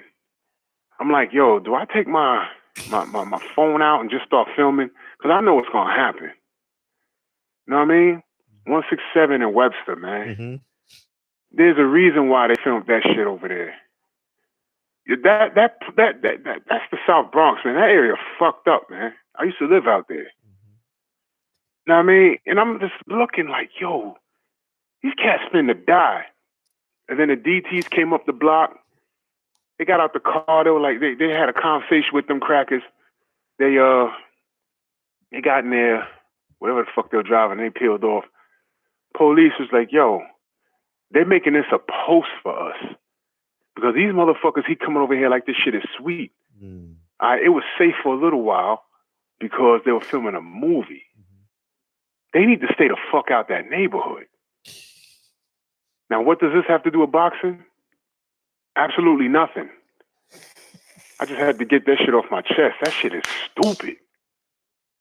Stay the fuck out that neighborhood, man. What the fuck's wrong with y'all? God damn. Well, anyway, the franchise champions is a fucking joke. Still fuck Bud. All right. Still mad at him. But I don't want to see none of these niggas fighting until WBC can clearly define what a franchise champion is. You know, everyone that agrees with it, they can't define it. And slowly, as every day passes, I can't find people that actually can agree with it anyway. You know what I mean? Mm-hmm. This shit is fucking stupid. Well, I guess I can bridge the gap. Franchise champions are just as stupid as these crackers going to the South Bronx to take pictures next to the Joker stairs. Mm-hmm. Bunch of fucking jokers. I remember them stairs, anyway, dog. I remember them stairs. You remember those stairs? You remember those shits, right? You remember how fucked up, how Webster, the only thing that they fixed on Webster Avenue was the goddamn bus lane. Them 30 it's still brown fucked chairs. Up over there. It's tall too. Like, so niggas can't save your life on them stairs. Shit. No, they will rob you and kick your ass down all of those stairs. Yeah. Facts. Big facts. It is fucking dangerous over there. Mm-hmm. I used to live out there. I still don't go, it's gotten habitually worse. I moved all the way uptown. Fuck that. You stay there for a little while, you get the fuck out of there. Fuck's wrong with these crackers? You coming all the way from Greenwich, Connecticut to go take a picture over there at 10 at night? What the fuck? You should have saw, the real show was across the street. Because they coming. Niggas was outside like with their fangs out. Mm-hmm. This one nigga was across the street looking like Captain Caveman. Remember that nigga? That hairy shit? Yeah. He was like, I'm about to fuck them up. And DTs came up the block. They was like, they lucky. I was like, wow. Niggas about to eat. Fuck that. Anyway, fuck the franchise champion. Fuck Bud Crawford. He's stupid. Fuck his fans. Fuck everybody. All right, Fred. Love you, brother. Love you too, man. Peace. I'm out. All right. Hey, I remember them stairs. I used to have to take them stairs. I remember it because I was a few blocks away on the Grand Comp. Man, I'm not gonna get into that. But anyways, man. Oh. But yeah, Canelo and Loma. Think about this. From 50,000 feet, take your emotions out this. They have no more mandatories. Everything they do for the rest of their careers in boxing is by choice.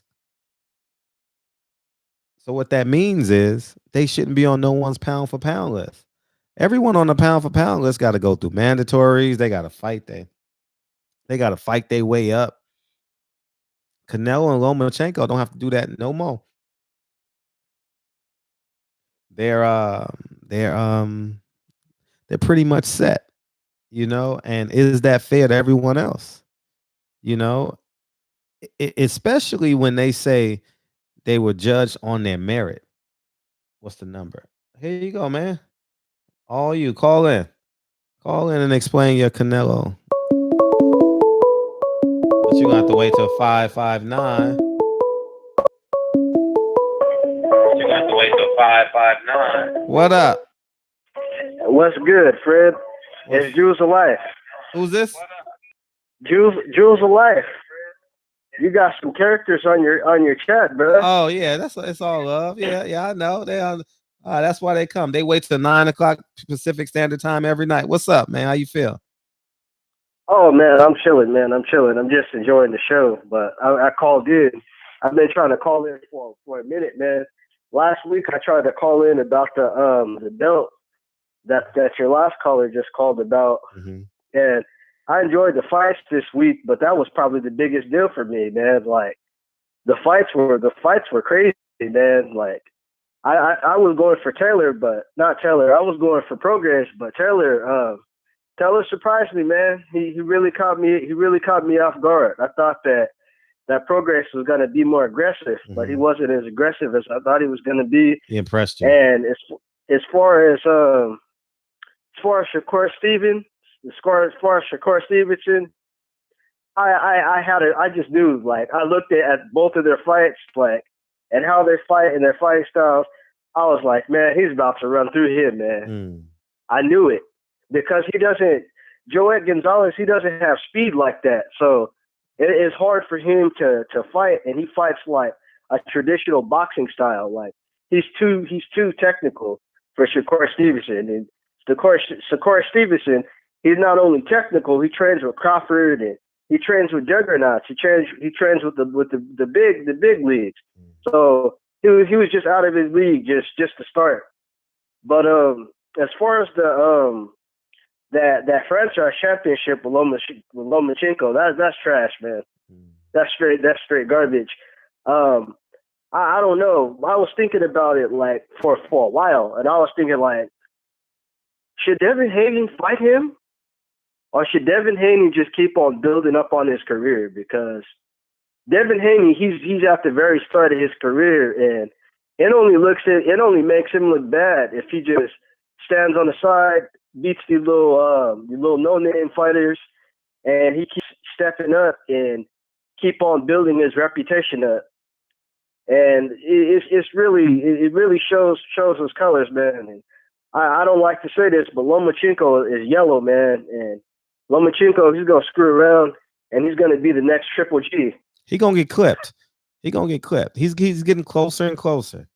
You know what I mean? And, yeah, that's what I'm getting at. Yeah, I know. He's gonna be the next Triple G, because not saying it because they're both Russian, not saying it because they're both white, but I'm saying it off of just it's obvious to see he's following the same pattern.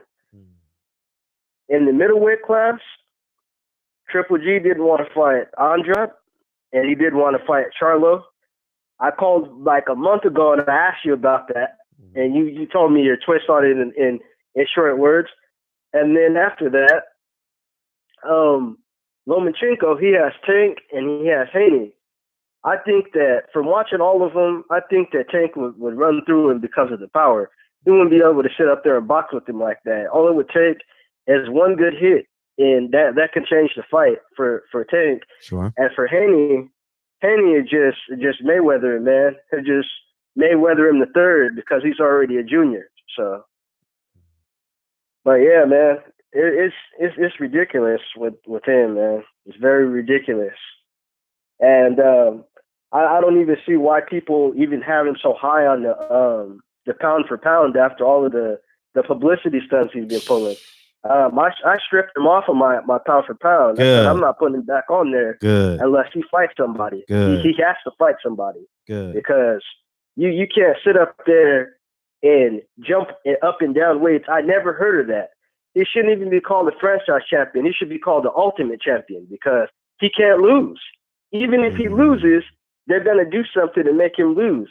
And when I looked at that 14-1, I was like, okay, it's 14-1 right now. But that man did a mistake. I go a week by later, and then they give him a free belt. And it's already bad enough that a few months back they gave Canelo Alvarez the Trojan belt or the Mayan belt, Aztec belt, whatever it was, man. Yeah, it was. They giving out way too many belts. That's ridiculous, man. That don't even look like a real championship belt. That look like a belt that they would have made for the WWE for a Mucha Lucha special. I don't know if you remember that cartoon, but yeah, it looked like it came off of the kids' WB cartoon. It don't even look real, man. It looks like a joke. Yeah. And I see that, I was like, I'm done with Alvarez, with his PED taking self, ducking people, not wanting to fight the black fighters, always saying racist stuff. I can't take it, man. I can't take it. I'm through with them. And I try not to bring race into boxing, but boxing really shows the colors of America, man. Boxing shows the racism. Like boxing shows you how America really feels. It's like boxing was a carpet and it took all the dust from America. When you open it up, you know when you get that good smoke cloud from the dust, from the bug, it's like that, man. And it just has the fans just coughing up the fumes, man, of the racism, the hatred. But yeah, man, I don't know, man. That's how I'm feeling about boxing. And I never really noticed how much it affected boxing without Errol Spence gone, man. Boxing has not been the same. Like it's crazy how one fighter captured the whole entire game. Crazy. No, you're right. You're absolutely right. He does have a large pie. He and Deontay Wilder have a large pie, slice of the pie. In terms of boxing. Yeah, man, those are easily my two favorite fighters right now. Like their mentality, man. I love their mentality. I love how they carry themselves. I love how people can't put them under their thumb, man. Like I don't like it, man. I don't not like how all of these promotioners are moving with boxing, man. They're making it a joke. They're gonna screw around, and people are gonna end up protesting against them. And they don't want to take it back to the 80s, man, when people were saying that boxing is gonna go out of business, because that's the level that you're gonna get at.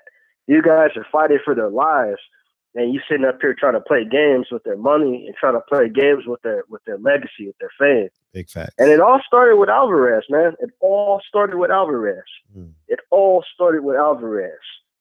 And it's a shame, man. It's getting really tired, but I don't know, man. I don't like Kovalev, but I kind of want Kovalev to beat Canelo Alvarez because he's too damn arrogant.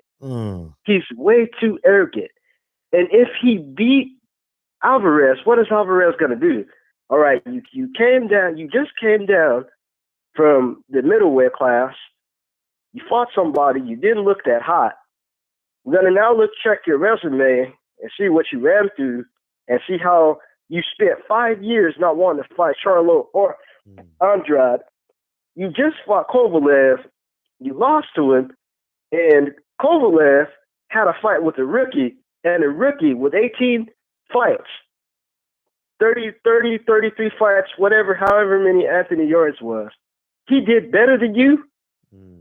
Like, that's gonna look a certain way. So I'm actually wanting him to win so he can humble him, and he can go down to middleweight, and then we can all see who's really the best at middleweight, because that was never answered. He was one belt away, and he let all of it fall off of racism. It's racism. That's what it was. I don't care what anybody says. I hate to be like that. I did like Alvarez until I started to pay attention to how he moves, and he don't move like a real champion. But anyways, man, I'd like to hear your take on that, and that's it, because I know I ate up a big chunk of your time. No, you said a lot. Man. No, you said everything I would say for the, you know what I mean? And that's one of the reasons why you called in, because you knew I would agree with you. Yeah, man. Yeah, man. He's not a fraud, man. He's just in his own little world. Let him go live in his own little world. You know what I mean?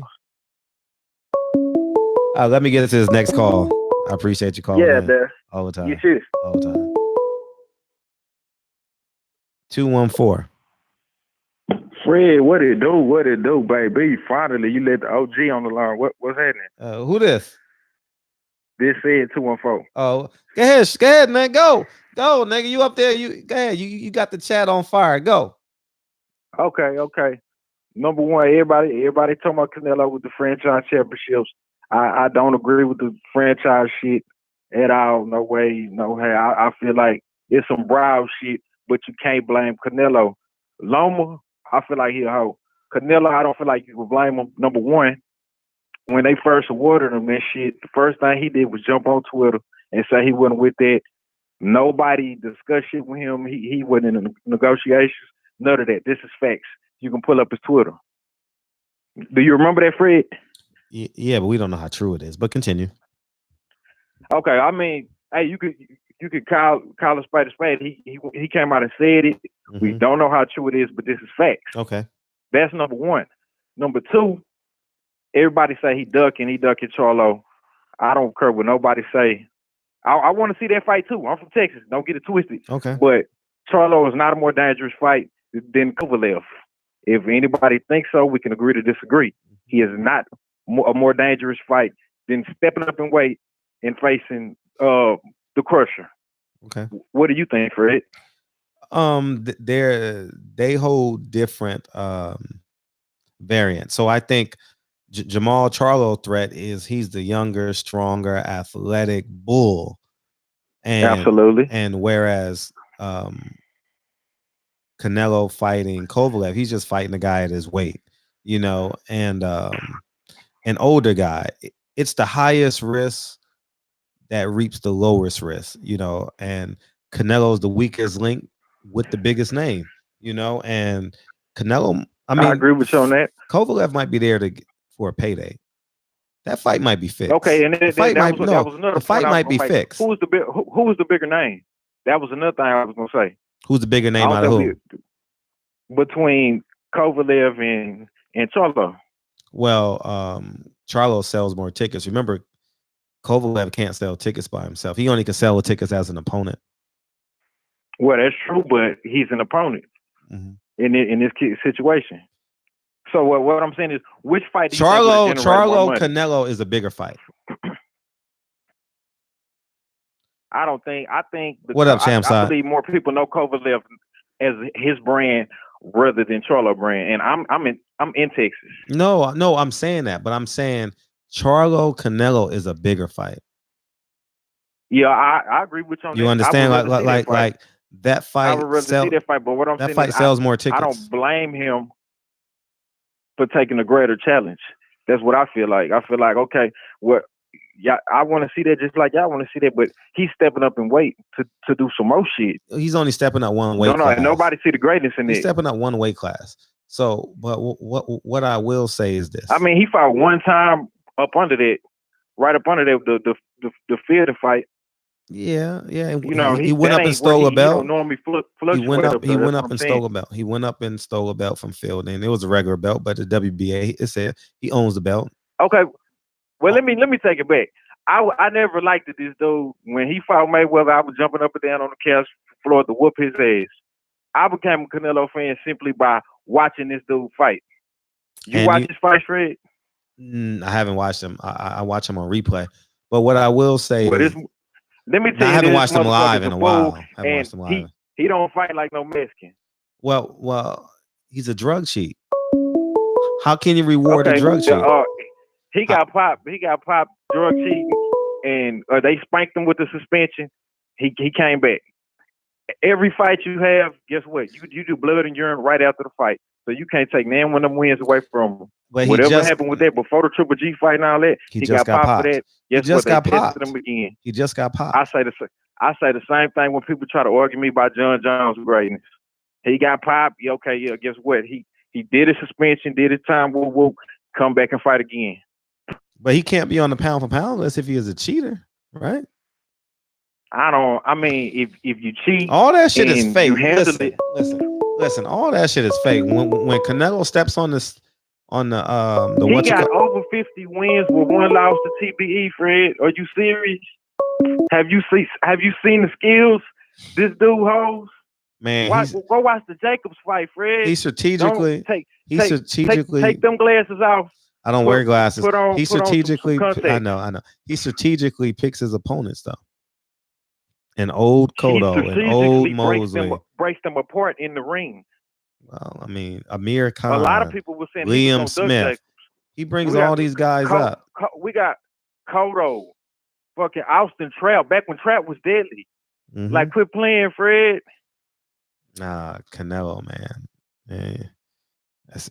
Now I get the whole he cheated and all that. That's the only thing. That's the only thing I need. No, that's the only thing. For everything else, that's the only thing. I'm shitting on that because you don't. He didn't even want the damn franchise. Hey, bill. Listen. He came out and said I ain't had no parts in that. If you contract herpes, you can't take it back. I mean, you can live with it. You can live the rest of your life with it, but you can't give it back. You can't be cured. Exactly my point. Getting popped one time for some Betterall. He's a drug cheat because them drugs kill people. Them drugs change people's careers. Them drugs change people's paydays forever. It's not just a fight. So if he fight tomorrow and he piss clean, you're missing my point. You're missing my point. You're just seeing it as an isolated incident. He cheated for Triple G. That changed Triple G's. What are you referring to? The first fight? Listen. It's only gonna make sense if you think about this outside of yourself. Okay, I'm trying to hear you break it down to me. Simple. It's not much of a big breakdown. I'm just saying you gotta look at it from the butterfly effect. Think about this.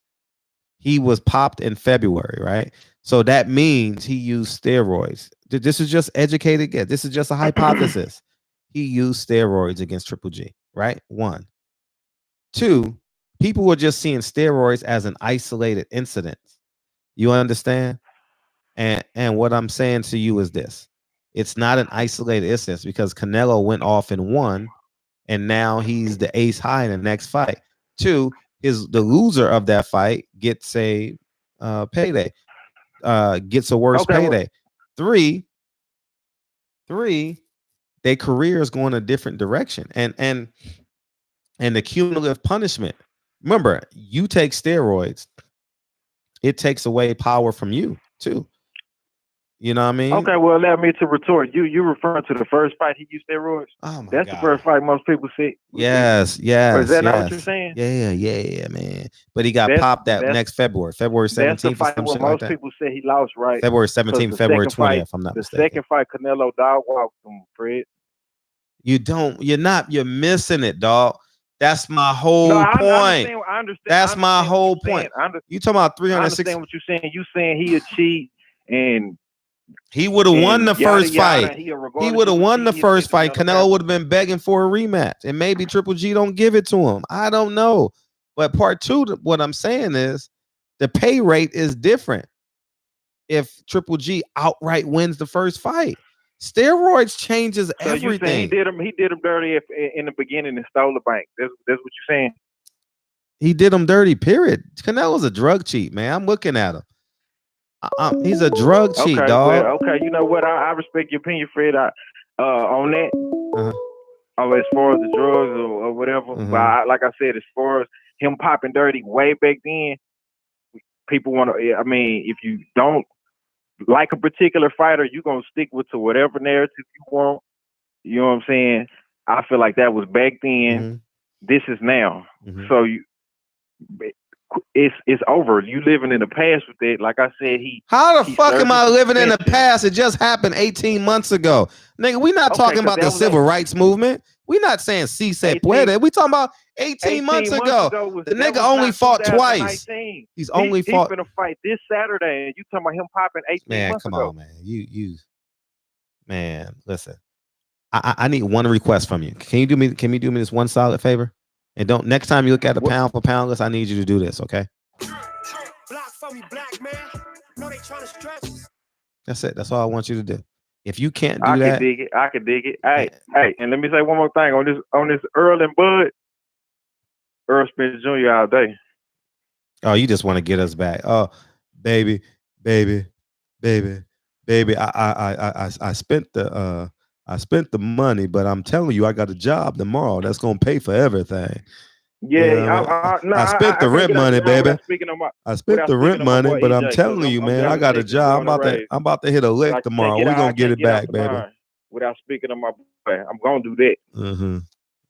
I know. Go ahead and root for Canelo this weekend. He's a hey, if my 2 favorite fights fighter, ago, Earl, Tank, and Canelo, and Devin Haney.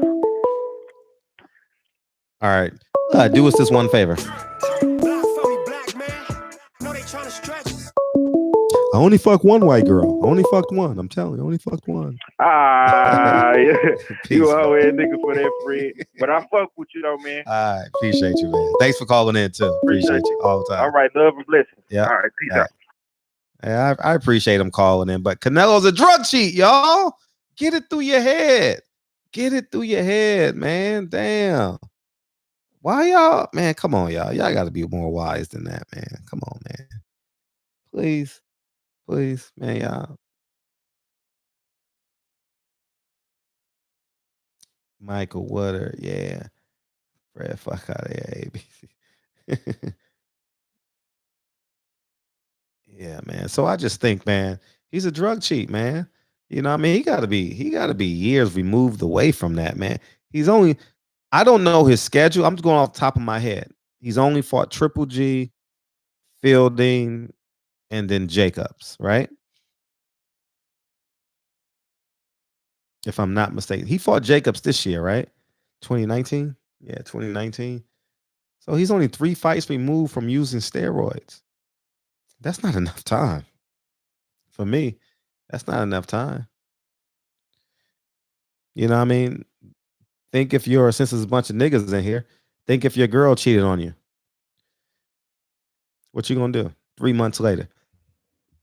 18 months later. And he said he wanted to go to the strip club. You're gonna be kind of side-eyed a little bit, right? Right? You're gonna be kind of side-eyed. You ain't gonna be like, oh, go ahead, have fun. You know what I mean? Hey, you know what I think it is with YouTube? I think because I got that warning. Remember about 3 weeks ago, I got a warning. Remember me and Ticket was going off.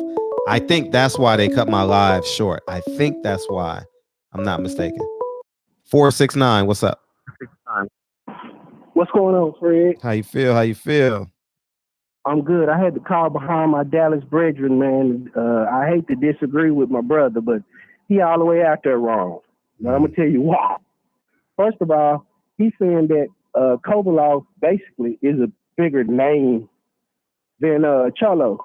If you put that fight in Texas anywhere, which they both have been marketed in, the Cholo-Canelo fight, he don't know what he's talking about. It's a bigger fight.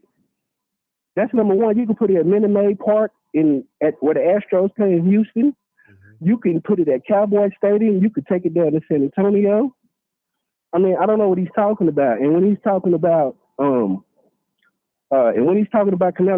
goddamn drug cheat. Period. Canelo's a goddamn drug cheat. So you have to put a mark next to his name for whatever accomplishment, because we don't know if that's been natural or if it's been artificial. Big so facts. I don't know what the brother was talking about, but I'm glad that you was trying to get him straight and bring the black man back to his senses. Mm-hmm. But yeah, I don't know what he be watching. And another thing I want to say before I get out, Fred, thank you for taking my call, and thank you for staying at it. Can you hear me? Yeah, we listening. Oh, and another thing I want to say is, man, it's a trip how all these dudes become Canelo fans, and but you didn't hear nothing about you didn't see all these fans of Canelo's when and then he tried to gloss over the drug cheat. Oh man, that was just one time. Goddamn, how many times it take? No. How many That's times like Margarito. Exactly. Margarito, it was only one time. Changed Cotto's life. Yeah, and Cotto was never the same again. Never the same, dog. So I don't know what he's talking about. And another thing I want to say, it's a trip that everybody from Dallas, we all claim EJ. So you're gonna hear that. Everybody claim EJ. We all either either knowing or he our partner or he our partner. Mm-hmm. So you know how that go. But I just want to give a big shout out to Dallas, and I want to set the record straight on that because we ain't vibing like that. Facts. But you have a good night, Fred. Appreciate the call, man. All the time. All the time. Hold on for a second. Hey, Champside, you got Snapchat? Everybody go to Snapchat. I just got an email. They said Earl posted a picture of him leaving the hospital. So y'all probably, Champside, I know you can freak that picture out. You know what I mean? And put it on your stories. You know what I mean? I'll get you a few 100,000 views. You know what I mean? You know what I'm saying? So everybody go ahead. What's up? What up? 859? Is 859? 869? 859. What's up? 859. You hung up. Couldn't wait, huh? Yeah, man. So everyone, and send it to me. Someone send it to me in my Instagram. I don't have Snapchat. I think you got to have Snapchat to look at someone's Snapchat. Yeah, you just look. It's up there, right? Someone just sent it to me on the. It's an old picture from his camp. Oh, okay. Someone said it was a picture of him leaving the hospital or something. Oh, okay. All right, cool. And saying that I got 2 more belts to get or something like that. They told me to look at it, but I don't have Snapchat. He said, "Who's checking out? Blessings to the." Okay, good. I'm glad he's back, man. Earl is great for boxing, man. Earl is great for boxing.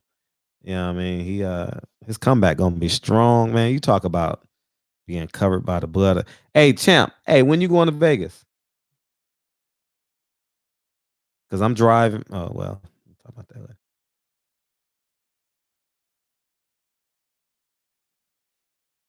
Hey, you got that team on lock, dog. They respect you, man, and they should respect your work. Man, you did a good job up there this weekend, man. I watched every last one of your videos from start to finish. Start to finish. I'm watching all your videos. Yeah, thank you too. Thank you for the coverage, man. All that content is important. This week, I'm not going. I'm going. Oh, you going for Wilder? So, but you can stay here and go to the top rank card. Don't forget. Don't forget that there's a top rank card at StubHub this weekend too. So make sure you get a. You probably already know. Okay, you good there. Okay, good. So yeah, man. So I'm going to Vegas on a wham to do some stuff, and then I'll be back. And I can't wait till next week, man. I'm going to Alabama, dog. I'm going to Alabama. I'm going to watch LSU versus Alabama, dog. Number 1 versus number 2. I've never been to a number 1 versus number 2 game, man. I'm excited for that, man. It's going to be 100,000 people there. Was it 50, 60, 70, 80,000? I don't know. I'm excited about that shit. So I think we going to see. It's an hour and 43 minutes now. Let's see what YouTube does. So if they let us go, they let us go. I think because I got that warning that my live just cuts off. I really believe that now. You know what I mean? And so I think that's the punishment for it. Like you can't go over a certain time, maybe. I don't know. But we'll see. Dallas J. Good fella, hater, fanboy, right? Oh, is he? I don't know. I haven't been to his channel. Sheesh. Oh, Reese, I ain't said hello to Reese. Hi, Reese. How you doing? I'm 170 pounds, but I'm really 160. Is that what it is? Is that what it is in real life? Natasha, you still hanging in there? You still hanging in there, Natasha? 202, what it do? What's up, Fred? How you feel? Man, I'm cooler, man. I see you got that Gary Russell Shakur joint on your joint, man. Oh, really? Okay. Yeah, that's what we're talking about today. Yeah, man. I got Gary Russell stopping him, man. You got Gary Russell stop. Talk about it. Man, I just see something that showed he tried to fight like Money Mayweather instead of fighting like Pretty Boy Floyd. If he was gonna fight, he gotta start stopping people, man. I mean, he gotta use that tactic when he get older in his career. But right now, he gotta be more more aggressive. I agree. But I you gotta be way more aggressive. Gary Russell's just a different animal, and I got him stopping him. And the Canelo should have like 3 losses on his. I don't care about shit. The judges, what Golden Boy got the payroll. I don't know what they got, but them motherfuckers got Vegas on lock. All them judges on. I'm telling you, Canelo Kovalev might be fixed. Kovalev. I'm telling you, Kovalev is a fixed fight, dog. I believe it's a fixed fight. Listen to this though. Why he pick Kovalev? Listen. If he sold that like that, why he pick Kovalev? Why he ain't pick one of them dogs? I ain't pick one of the champions that's a dog, the best in the division. That's just like with that Rocky Fielding. He taking his name. That's bullshit. He taking his name for sure. He won his name. I ain't lying. You know what I mean? That's and like get back to the Shakur Stevenson thing. Why he ain't call out Gary Russell? Why, if you want to be the best, why you got to call out the best? Yeah, he said he's the best. He even said in an interview, he think Gary Russell's the best. Go get the best. Yeah, but he want to be the best, right? Mm-hmm. Yeah. So why he keep calling out Josh Warrington? He know he can beat Josh Warrington. I know he can beat Josh Warrington. Mm-hmm. Josh Warrington can't handle no boxer. It's been proven. He got beat by Kid Gallahan for real. Yeah. That's debatable, but yeah, it was a definitely close fight. He's a champion. You know, like we want them to get the belts in a certain way. So man, they should have one belt. It should be one belt, one champion, man. Facts. Man, it's too late for that now. The motherfuckers making too much money. I know they're making too much money on different belts, but everybody get to call themselves a champion. Mm-hmm. It should be one champion in one division. That shit crazy. Or 2. Yeah, you're right. You got 4 motherfuckers a champion. Now you got this franchise championship. It just gets worse and worse. Hey Slim, they showing you they racist, man. Mm-hmm. You gotta have that complexion, man. Mm-hmm. Yeah, you better hurry up and call in because YouTube about to shut it down. I think YouTube has the. Anyways, guys, what's up? Hey man, but you gotta how the fuck is Loma a franchise champion? He just got the belt. Facts. I agree with you.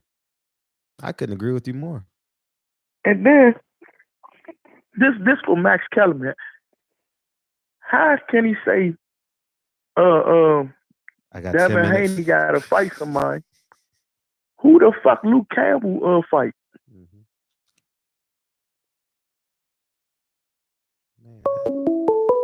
You preach to the choir, dog.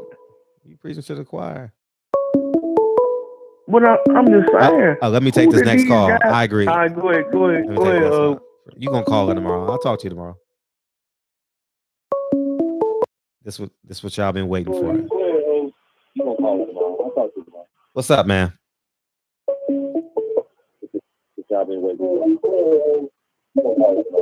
Stop listening to the.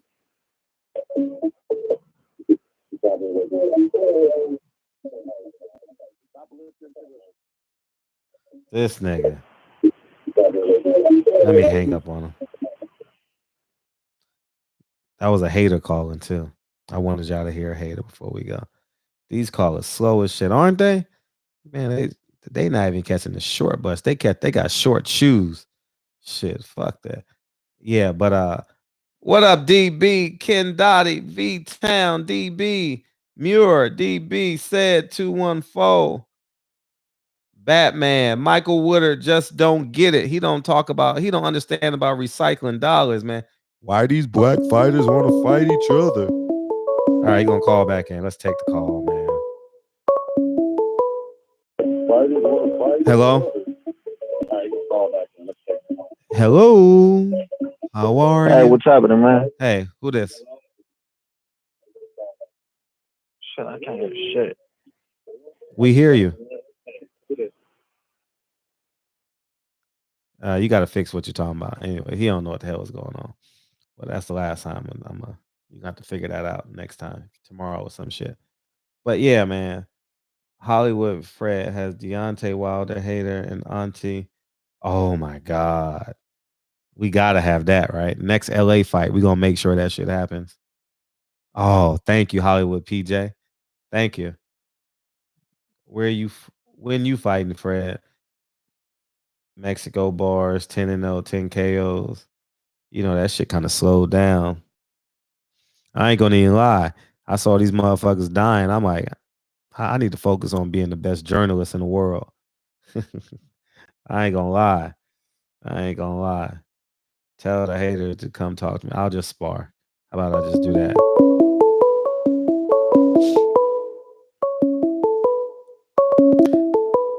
$708. What's up? What's the word, Fred? Everything. What's popping? Yeah, man. But I was listening to what everybody was saying in the chat, man. Hey, so look, man, I was thinking about this, man. Hold on, let me give you an introduction real quick. Hey, this is Chicago calling it. This is a 20-year-old virgin. Go. Oh yeah, bro. But what I was saying, man, like since you gave Gary Russell credit for them losses, shit. This is what I was thinking. If Lomachenko undefeated now, he got a loss on his record for being a pussy and not fighting Devin Haney. Mm-hmm. Facts. And Gary Russell's undefeated now. Yeah. He lost. So I ain't gonna lie. Mm-hmm. No, but if they erase Lomachenko's, you got to erase Gary Russell's. Yeah, but I feel like Lomachenko beat him though. Like I remember that fight. You're not listening to me. You're not listening to what I'm saying. No, I hear what you're saying. I see what you're saying though. Okay. See, that's why you ain't got no girl, nigga, because you always trying to outthink common sense. You don't even got the girl tell you her name. You just got run on questions, huh? Instead of run on sentences, you got run on questions, dog. How I have run on questions? Yeah. That don't make no sense. What's your name? Where you from? How you been? What you doing? Can I take you out? Hopefully I see you Sunday. You going to church Sunday? Oh, how's your mom doing? What's your sister's name? How many brothers you got? She like, motherfucker, one question at a time, dog. One question at a time. Anyway. Yeah, man. You good otherwise, though? You said what? You good otherwise? Oh, yeah, man. I'm straight, man. Yeah.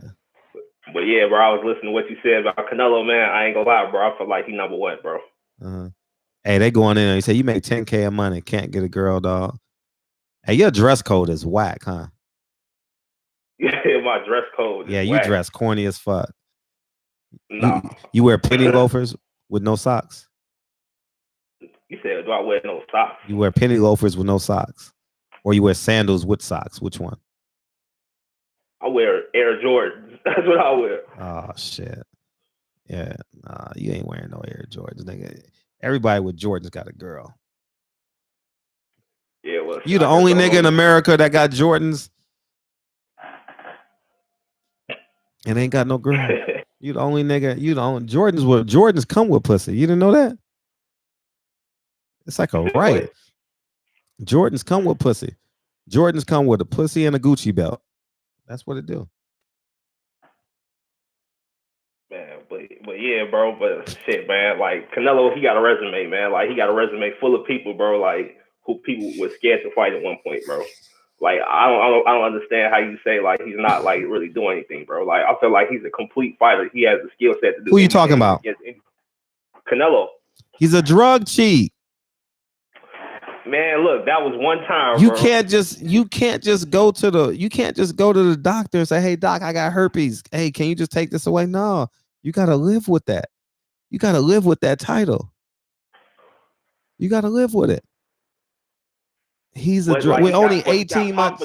But he admitted that was in the meat. Like I mean, oh my god. Yeah, and just like Chris Rock, you just fell in the pussy and got herpes, right? I just fell in the pussy. It just happened. Come on, dog. No. Come on, you ain't that dumb. He's worth at that time. He's probably worth $20-30 million. I don't know.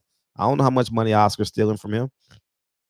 But if he ain't taking no tainted meat in camp, come on, man. You about to get a $20 million payday and you gonna stop at the taco stand in Mexico? Los Cabos Tacos, 2 for $1. You gonna stop there? Come on, dog. Get the fuck out of here, man. No, but like I heard like y'all niggas are like back. Y'all niggas backdoor self-hate, huh? Y'all niggas got low-key self-hate. No, I'm not even hating, bro. Like I've been a Canelo fan since day one, bro. Since he was I know, but he's disqualified. He's disqualified. He can't be disqualified, man. He's the number one in boxing right now, man. He's not number one. He's the number one drug cheat. He's the richest drug cheat probably in boxing history.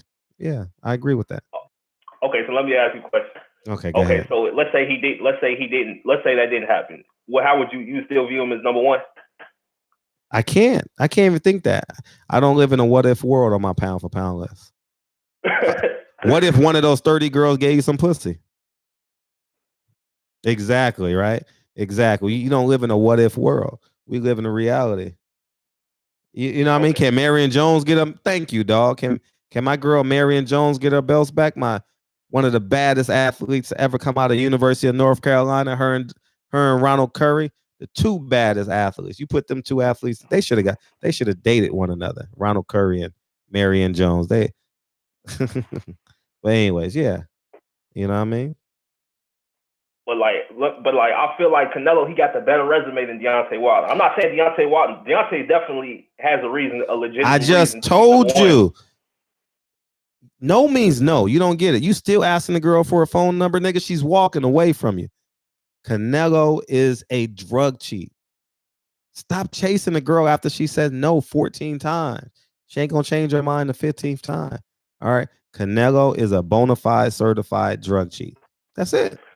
There's nothing you can do about it. But you can't be a drug cheat if you didn't really know that you had clenbuterol in your system, and then you took the hair sample, and then it came back negative. Okay, the girl didn't say no. She said, I got a boyfriend. The girl didn't say no and says, I'm just chilling today. The girl didn't say no and says, nah, I think I got plans Friday night. That means no, goddammit. You don't understand that? You don't understand. You don't understand truth. You don't understand facts, huh? I do. This motherfucker, man.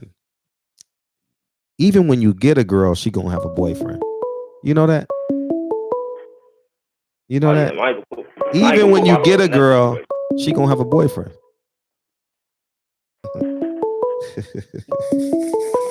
You ain't even get that. That shit was so funny and so powerful at the same time. No, I get it, bro. Like that happened before, man. Like I finally did. You're gonna be dealing with that the rest of your life because you're gonna be dealing with that for a long time because you're not accepting truth. You know what I mean? That's all. I accept it. Look, if you make like one mistake, like you get go crucified for the rest of their life. Like, bro, it was one time and he admitted to it and he got a 6 months. Man. He got a 6 month suspension. Reese. He came back. Reese. Walked through Reese. Triple G. Reese. You can rob this nigga for $1,000, come back 3 days later and say it was I apologize, I'm sorry, and not give him the $1,000 back, but ask for another $1,000. This is who this nigga is. Reese, come get this nigga, dog. Come get him. Come get him. Hey, Natasha, come get him. Who else? What other queens we got in the chat? Come get Lauren Bevel. Come get Chicago. Come get this 20-year-old virgin. Come get him, dog. Come get him. He's asking for it. Drew Titan. Yeah. This is the nigga. Drew Titan. This is the nigga on 167th and Webster. About to go take a picture at the Joker stairs. This is this nigga. Oh, they ain't gonna rob me. I got Jordans on. They ain't gonna rob me. I'm cool. I'm black. You know what I mean? I'm black. They ain't gonna fuck with me. No, I ain't saying that. Trust me, I can hold my own, bro. I ain't worried about that. But I'm saying, like, see, you're exactly my point. You still gonna wear the Jordans 10:45 at night, nigga. Yeah, I can go. You know what? I can go anywhere I want because you know what? I'm not underestimating nobody, but I know like I can hold my own against anybody. Why would you want to hold your own? See, this is the dumbest nigga ever. You still want to prove yourself, huh? Why are you trying to? I got you 305. Hold up. Yeah, man, you still trying to prove yourself, nigga. Put the chain in your pocket, nigga. It's 10:35 at night. You walking around 10 niggas that ain't. You walking by 10 wolves, and you saying I can hold my own, nigga. Put the chain. I wouldn't do nothing. I'm not dumb. Like I wouldn't do nothing like that. Like yeah, obviously, like I wouldn't go like to like 67th or like 71st at like 10 o'clock at night and then just walk past. Like you just said you would, nigga. I ain't no punk, nigga. I ain't no punk. I can hold my own, nigga. You know I'm from the streets of Chicago. You know what I mean? Catch me underneath the train track, nigga. Come on, meet me at 7:30, 8:30, 9:30. Whatever time you got, I want it, nigga. Come on, come see me. You know what I mean? You ain't, man. Come on, man. Come on, man. I'm man, we here in the chat trying to help you, dog.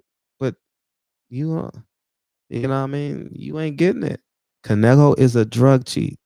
Okay, he has herpes. Canelo has herpes. Can he go to the doctor and get cured?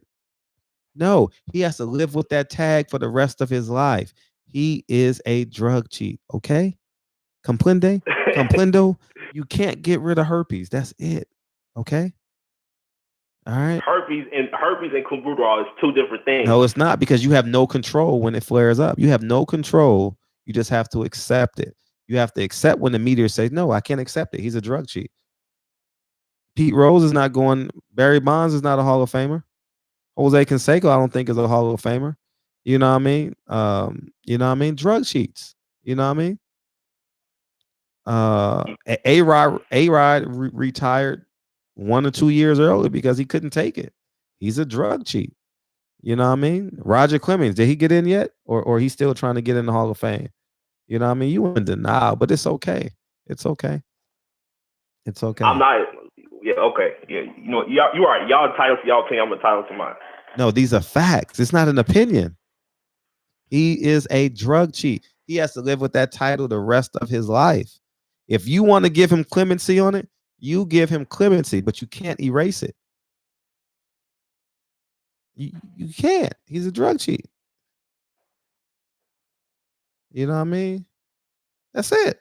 He has that title. The WBA drug cheat champion. The franchise title drug cheat champion. That's what his title is. And Saturday's fight is fixed.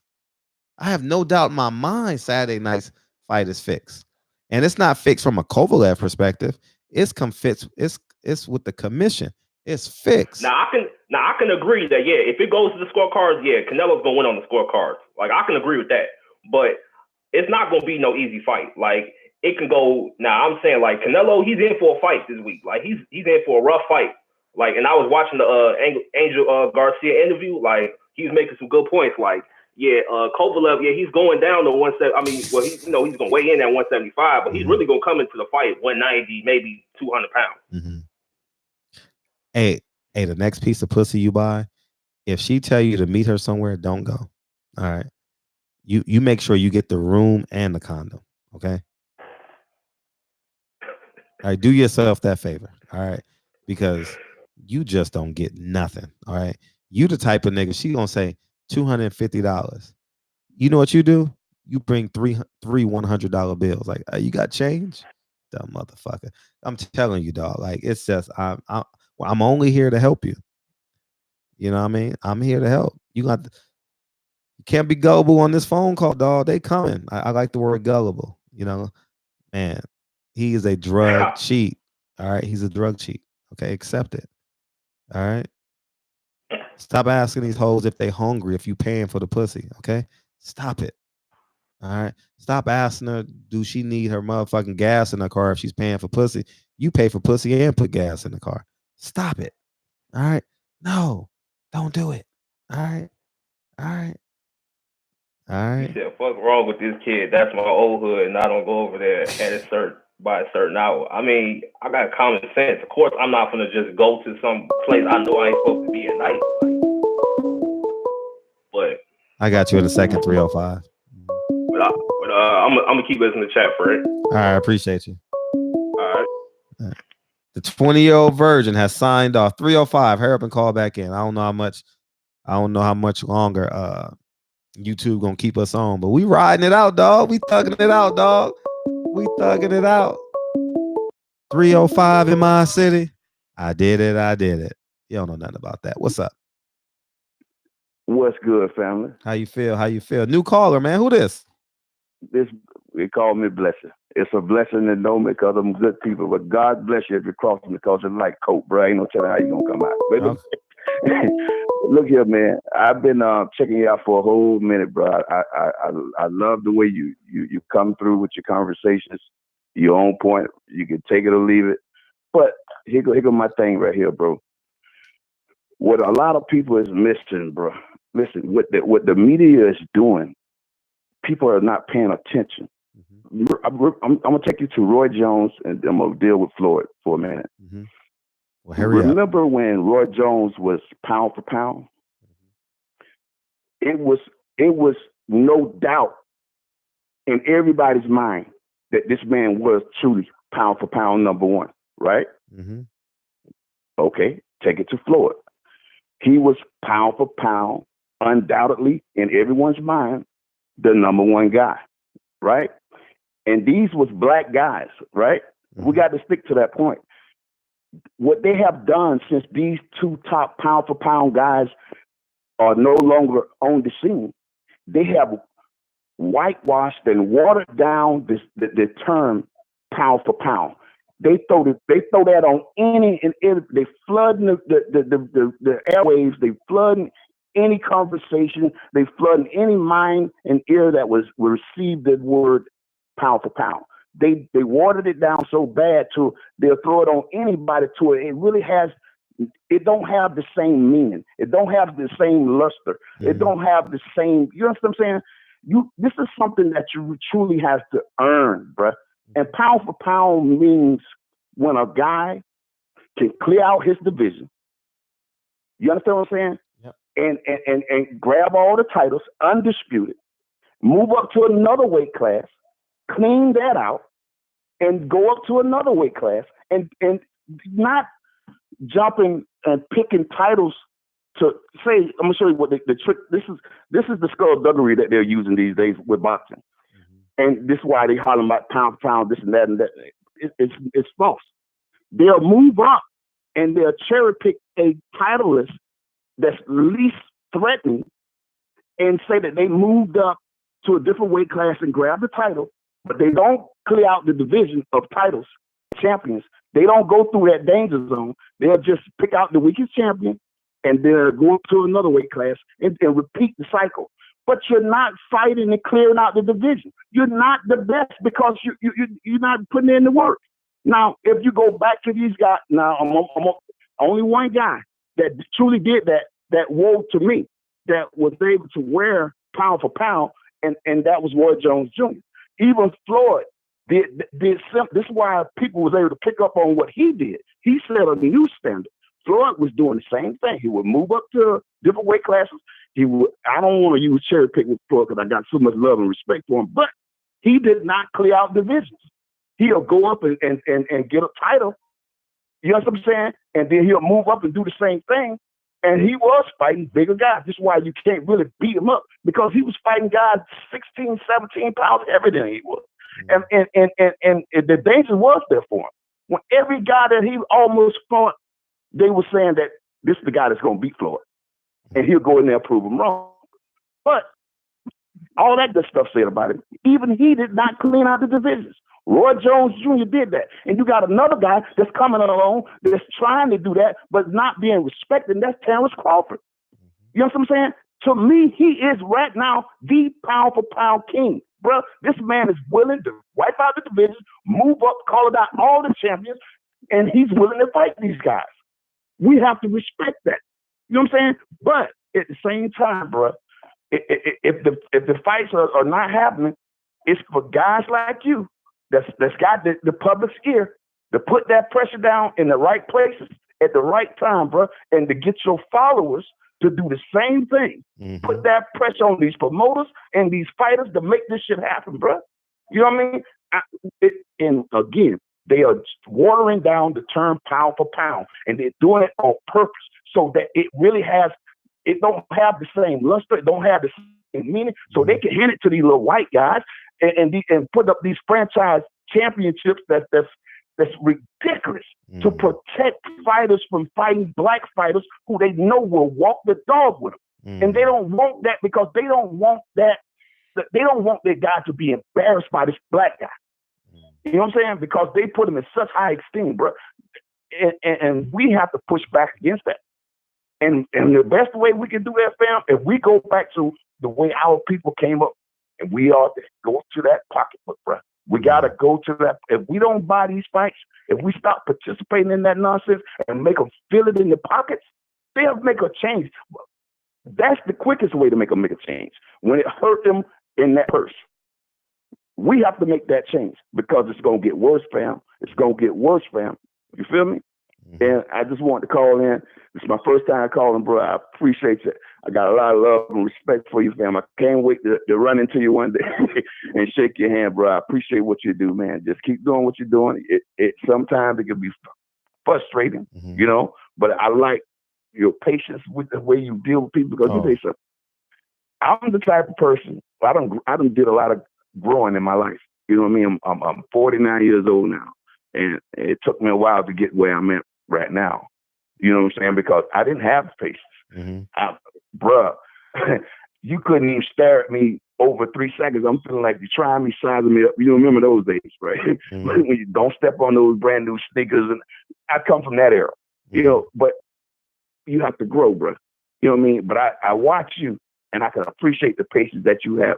Because there was a lot of times I said, damn, I want to snap. And you just laugh it off, and you answer these guys intelligently, and you respond correctly. You know, it takes a man, it takes something in your life to get to that point. I don't know what you've been through, but that's a level of growth that I see in you, bro. I know that you would probably like that always, but it took you something in your life to get you to that point. You know what I mean? And it's good to see, especially from us, what they always call us the angry black men. They call our women the angry black woman. Why we got to be the angry people? You know what I mean? And I appreciate everything you do, fam. And I just love to see the accomplishments sitting behind you on that wall. It shows. Appreciate it shows that we ain't all beat up, bro. You know what I mean? We not. All right, bro. I'll talk with you again, man. Appreciate good hearing from you, fam, man. Love you, bro. Love you too. 305 in my city. Hey, I did it. Hey, I don't know nothing about that 305, baby. That 305 will get you right every time. All what's understood don't have to be explained. And if you don't get that, you a motherfucking lame.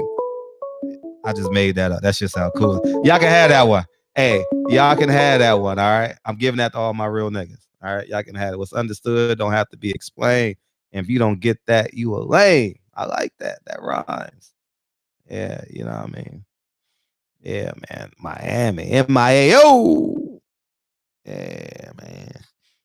That shit is life. I got it, champ side. Appreciate you. I just tagged you. Hopefully Earl sees it. Yeah, man. But yeah, man, it's all right, calling back in. I was about to go on another. Ooh, he saved me. I was about to kill another monologue, about to go off. Fred on his Dolomite. What up, man? What it do, 503? What's good with you, Fred? What's going on with you? I'm feeling great. How you feeling? I'm feeling good. I done called a few times. I don't know if you remember me or not. But yeah, you know, Joshua Mondale here, Portland, Oregon. And I want to pick your brain real quick. I know you've been on it for a while, so I won't keep you too long. I'm curious. Everyone says that. Go ahead. Yeah. So what would you say is of greater value? I know this pound for pound thing is so subjective. You know what I'm saying? Like everybody got different criteria that they look at. But do you look at because I know you put Deontay Wilder at number one, which honestly, it's hard for me to argue with that because ain't nobody else fighting nobody who's 40 pounds heavier than him and knocking their ass out. You know what I mean? Like nobody's doing that. That'd be like Lomachenko fighting the freaking middleweight, you know what I'm saying, and dominating, and that's just not gonna happen, right? So I respect that. But do you look at unifying at a higher division as like a greater feat than clearing out lower divisions and weight? Good question. It's all contingent upon the timing because Roy Jones was the best to do it, and back then the little motherfuckers were in charge. You know what I mean? You know, it's everyone's gonna shrink down to 147 because they know that's where the money's at if they can make it. You know what I mean? No one wants to be a cruiserweight. You know, that's just the landscape of boxing. No one wants to be below 126. You know, that's preferably 130, 135. You know, that's where the money's at. You know, it's it's a money play. You know, it's definitely a money play because if I were fighting, I wouldn't be fighting at 47. I would be fighting at 35. I mean 40. I'll be fighting at 35 because I'll make more money at 35. You know. If I would skip right over 40. Not unless Eddie Hearn gonna pay me $10 million to go fight Josh Taylor. It's nobody to fight at 140 where you can make $1 million. You know, man, bro, that's true. So it's a money play. It's a money play. I'm 5'9" and when I'm out of shape on 170, but I have to shrink down to 130. These niggas is fighting at 147, way bigger than me. Yeah, for sure. Yeah, it's crazy. But what I was getting at when I was asking you that is because I know this, and listen, I for the longest have been saying I thought anyway, Spence might be just a little bit too big for Crawford. Crawford ain't never went against somebody as big and can hit as hard as him. And nowadays, I'm starting to lean a little bit more towards Bud, but for me, it's still a pick 'em fight. Like, I won't be surprised whoever wins if they ever fight. But when you had Errol above him in the pound for pound, I'm wondering, like, what criteria are you using, you know, to come to that? I'm glad you asked. I'm glad you asked. Because I'm wondering. I'm glad you may have asked. covered this before, but because I listen, and I'm not trying to look. I love them both, and they're both, I believe, great for boxing. My shirt. But you got one man who's unified in the division, moved up, been undisputed in the next division, and then became a champion in the third division. I mean, like, what more can a nigga do to be number one pound for pound when Spence, as much as I got love for him, and I don't think 147 is his ceiling by any means. I think we could see him at 168 one day. Who knows, right? But he just unified once in a division that he moved down. All right, okay. I mean, you're going in circles now. If you fuck, okay, wait. Let me talk, motherfucker. If you're in college, right? Yeah. We're gonna. If you fuck 5 fat bitches your freshman year, 5 fat women your sophomore year, 5 fat women your junior year, just because you smash the most girls, are you the best? Or you got the most game in the school? I'm asking a question. I'm asking the question. Right? Now, if you look at his 135 resume, Gamboa. Oh, Gamboa. If you go to his 140 resume, wait, I'm talking now. I'll let you talk for like 18 minutes and 34 seconds. Now, if you go to his 140 resume, it's 4 fat women. Right? If you go to his 147 pound division, it's 4 fat women. And that's the truth. Damn. He ain't fought nobody. He done smashed 12 fat white girls who love black girls from South Dakota. That's all they are. That's all he did. He ain't. So he was getting at the girls that was mad at their dads.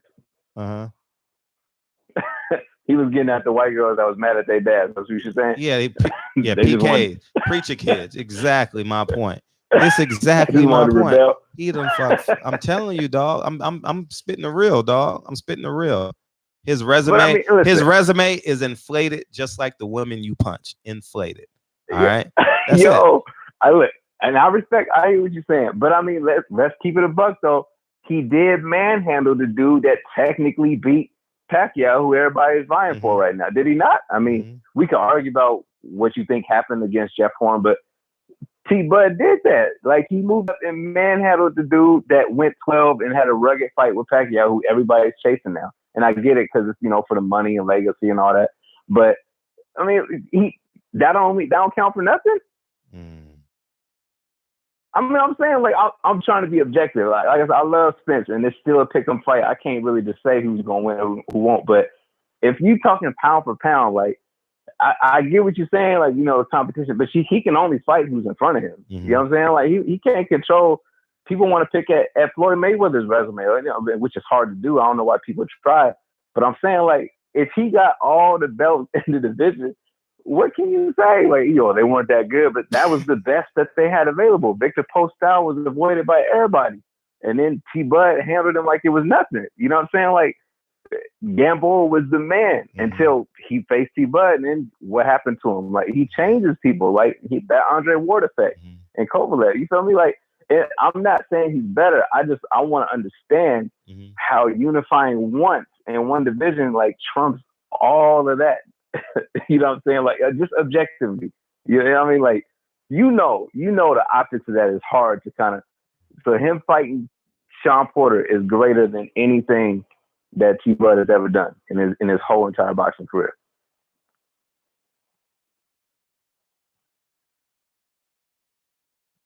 Say it again. What'd you say?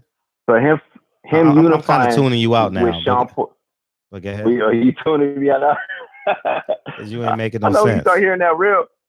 Real what? Real what? Yo, I'm just saying that. Look, I love you some Spence, bro. But when he skinned it out, I'm not. he edged it out by the skin of his teeth. Stop cross-referencing. We're only talking about Terrence Crawford's resume. What you mean, though? You can't cross. No, because you can't validate someone's resume. Judge them on their own merit.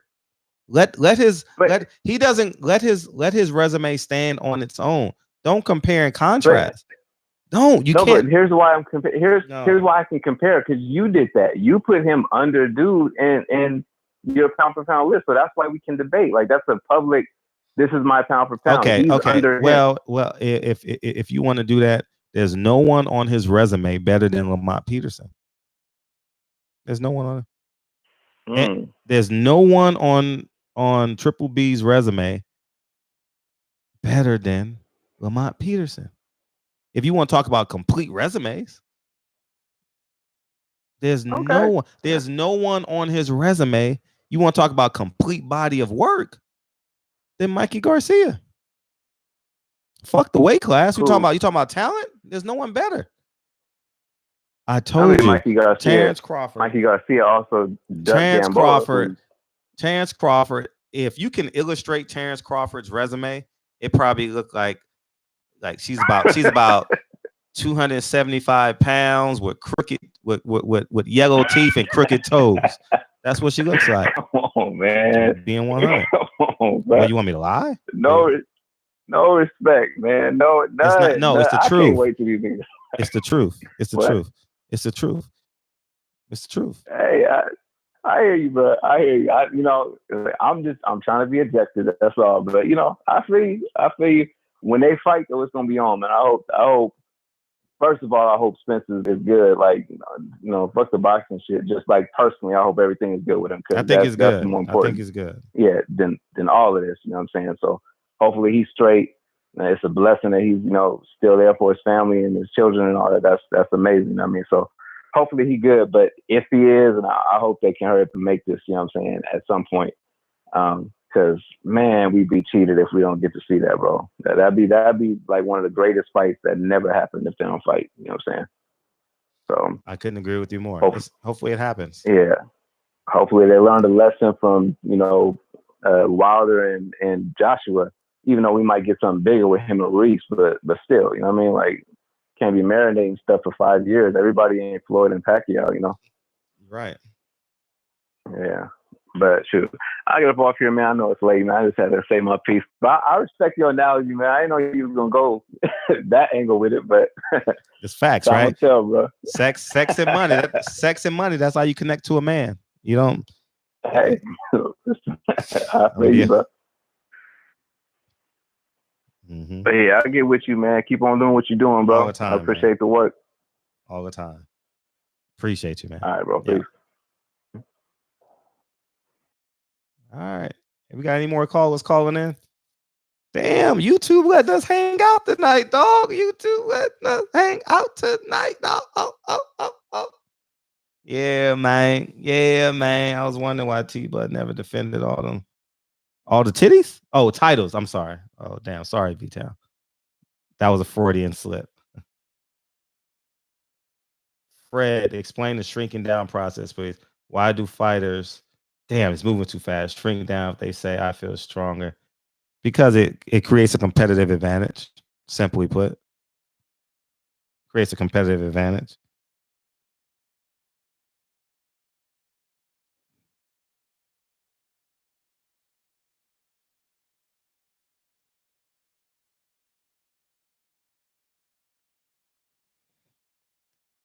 Fred and everybody. Hotep. Ashe. But will Earl. We got another call. Who this? Who the hell is this? 302. What's up? Hey, what's up, Fred? How you doing? I'm good. How you feel? I owe you money? Good. Huh? I owe you money? Thank God. Man, Thank God. Listen. I was worried. Good conversation. I was worried, man. Yeah, nigga coming in with that motherfucker Barry White. Nigga think I owe him money. Nigga, I was like, oh shit, nigga, I'm good. What's up, nigga? What's poppin'? Nah, man, nothing much, man. Just I mean, it's a good listen to conversation, man. It's Shakur Stevenson versus Gary Russell Jr. Mm-hmm. They got. I would like to see that fight. I don't know. That's a tough one, man. I don't know, man. Gary Russell Jr., man. I would like to see a little bit more Shakur Stevenson before I see that fight, though. Honestly, see just a little bit more, but I don't know, man. Just boxing nowadays, man. It's too political now, man. It's crazy. It's very political. It's always gonna be that way, though. Like it's getting like worse now. Like it's like the belts don't even mean nothing no more. Like it's just like when it comes to undisputed, that's why I'm not even mad. Like even the undisputed argument, like pound for pound don't even mean nothing no more. You know what I mean? That's why I don't like Terrence Crawford. He was undisputed. That's a accomplishment. You can't take nothing away from him. But in this day and era, does it really mean anything?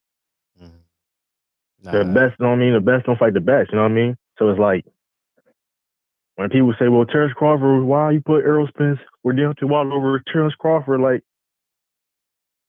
I mean, let's be honest with you. Terrence Crawford one of the best in the world, but like in the day, who he fought better than these people Spence fought? You know. So it's like I don't know. The belts don't even mean nothing no more. It's basically like it's about the money and basically who you fought. It definitely lost value over the weekend, right? Over the past 7 days, hasn't it? Franchise. What's the franchise champion? Like that's something you can buy. Obviously, something you can buy. Franchise champion. That's ridiculous, man.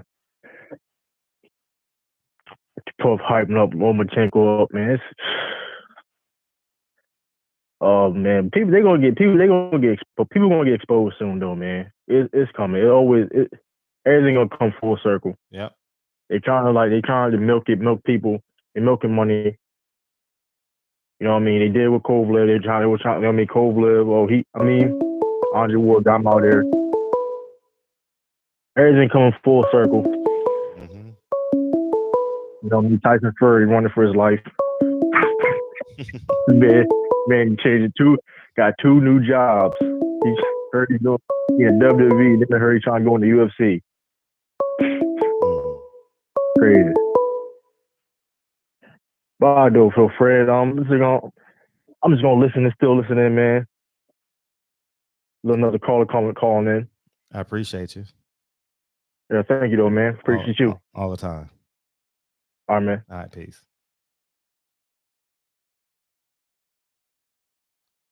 Yeah, man.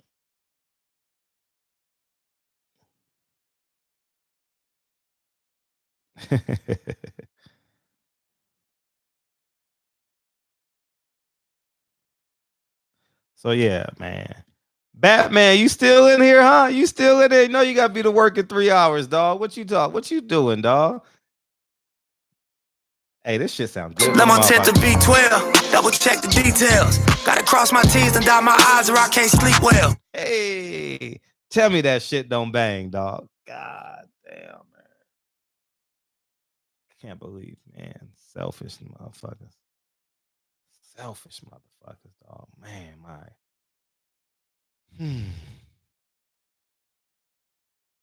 You know what I mean? It's just amazing how, like, man, I miss Nip. You too, man. You have no idea. Think, man. Well, I live in the hood, so it's like, it's no way. It's no way.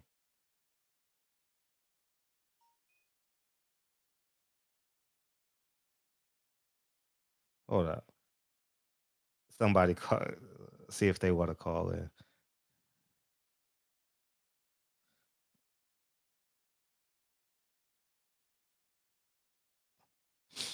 Yeah, man. Yeah, man. Let's listen to that shit.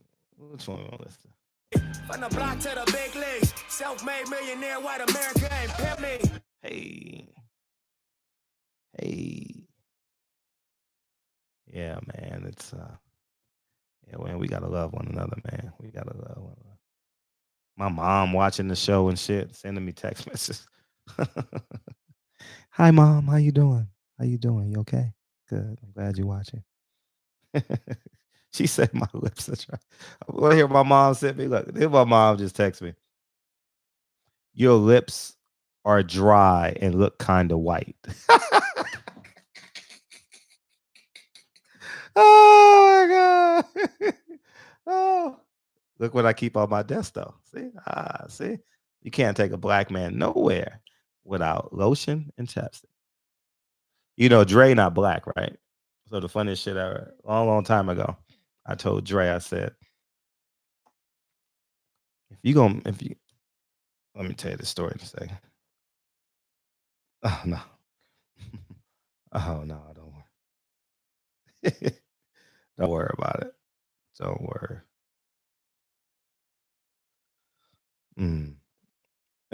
All right, Fred, have a drink. I've never drank in my life.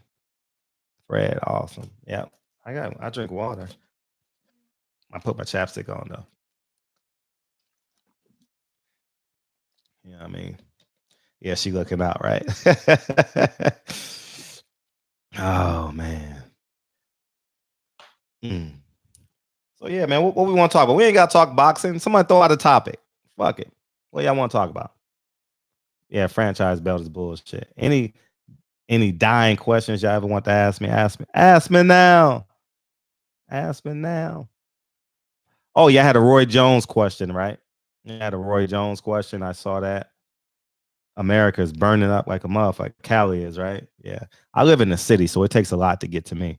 You know what I mean? But I definitely feel that bad. That's called that Nipsey song I just played. It's called Fiction. What's it called?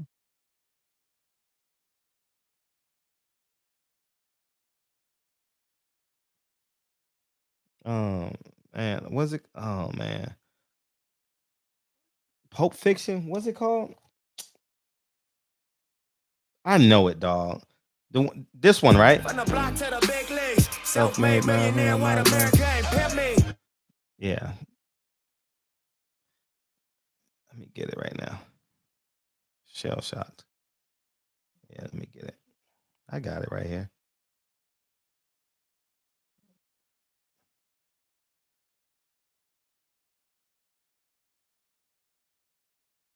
Basic Instinct. That's what it's called. Basic Instinct.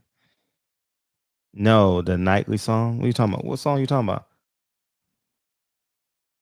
What? No. No. No.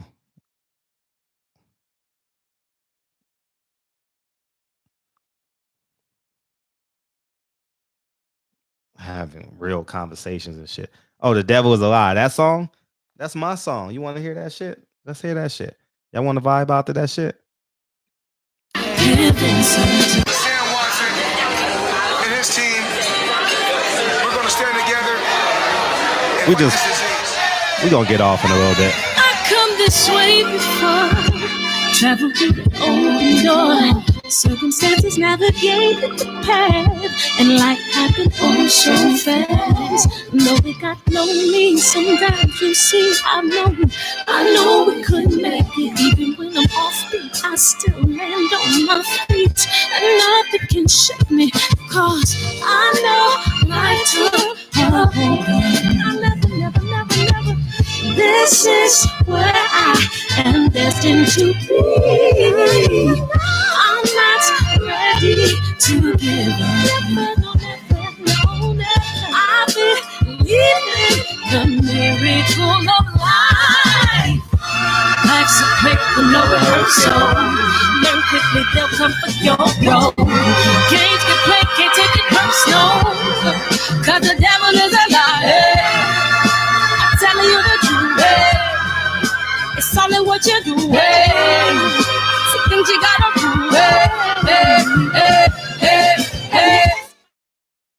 Eddie Hearn is a lie. Hey, that devil is a lie line is hot as hell. We was in the studio like, we got one, dog. We got one. We got a hit. We got a hit. We got a hit. I'm holding on to it. I'm not gonna I'm gonna just hold on to the shit. You know what I mean? When y'all hear it, when y'all hear it with another artist, I'm like, damn, I remember that song. Man. All right, we gonna get out of here, y'all.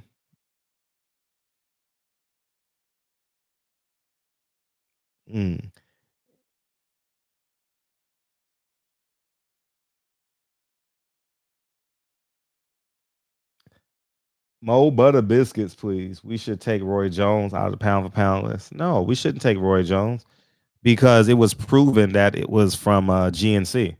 The product was proven that it was from GNC, and he actually kept his title. See, good try. You tried to get me. Good try. You tried. You tried really, really, really hard to get me. It was proven that the product was Rip Fuel from GNC. Go read. Go do your homework. Catch up. Catch up, Mustard. Good try, though. Good try. Good try. Good try. You tried it. You tried it. You tried it. You tried it. And that's the truth. I think he had the IBF strap then, if I'm not mistaken. I don't know everything, but I know that.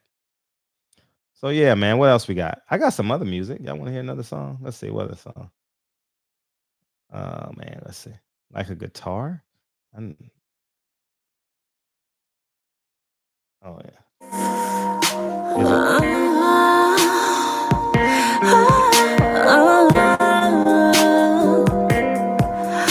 Yeah.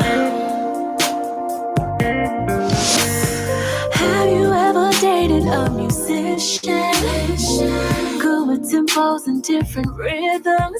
Oh, you will never have an issue in the bedroom. Nigga Fred can write his fucking ass off. Comparing sex to a guitar. Off type ain't got no kind of stage fright. Willing to perform for you all night. Got a high tolerance, need a full audience. Cause I got that type of confidence. Like a guitar, baby. Play with me wherever we are, honey.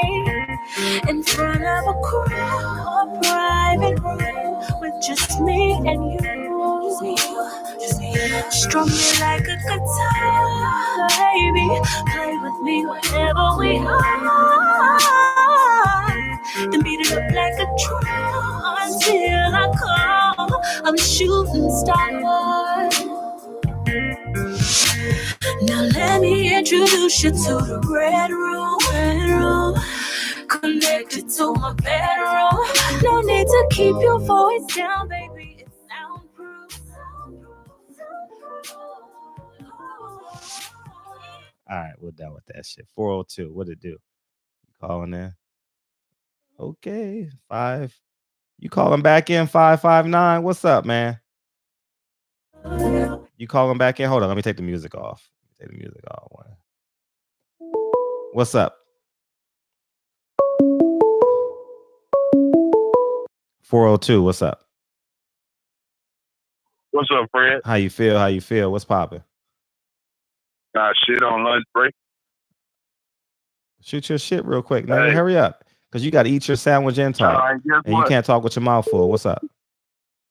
Look, I know you ain't. Well, you probably be on the phone. You be sitting up there 30 minutes. They be talking about nonsense. I know. But hey, listen. I don't like you, though. But go ahead. We all pound for pound. You know why?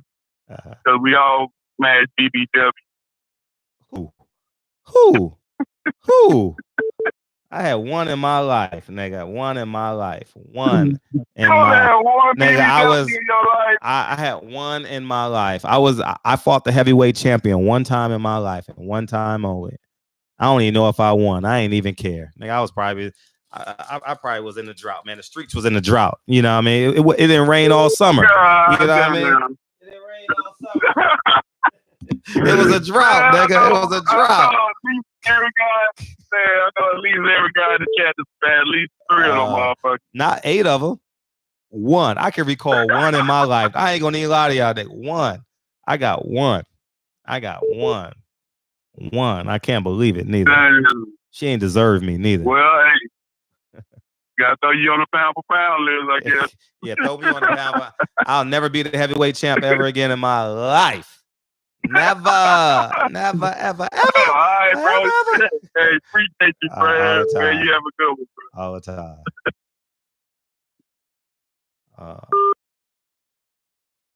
Oh man. 559. What's up? Oh, what's good, Fred?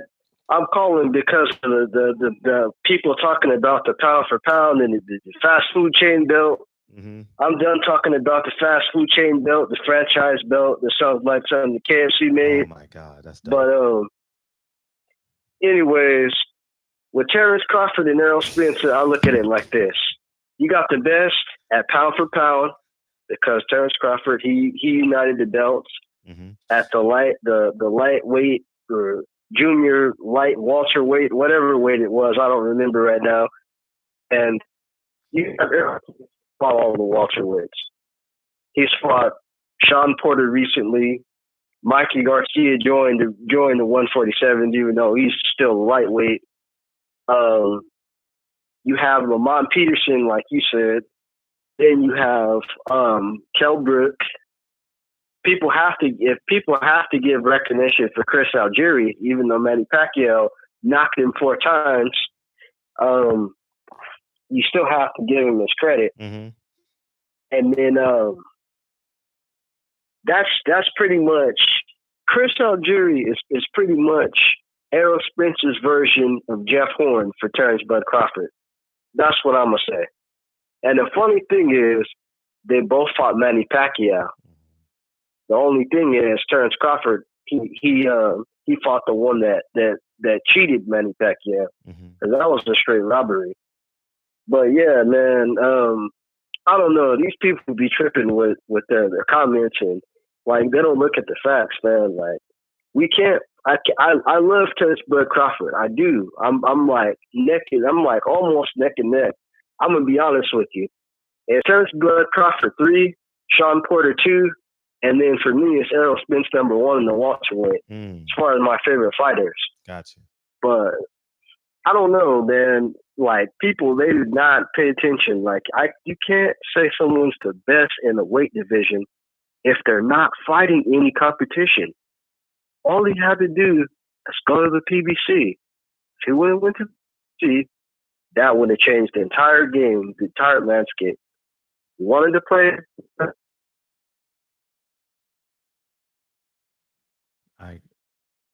I would agree with you if I could hear you. Okay, there top ranks. Look who's running top ranks, Bob Arum. Yeah. We're arguing right now, and we're ranting about a guy who just got a franchise belt. So it's like, all right, we're not mad at Terrence Crawford, but I am mad at the stupid decisions you're making, though. Like, that's terrible. It's awful.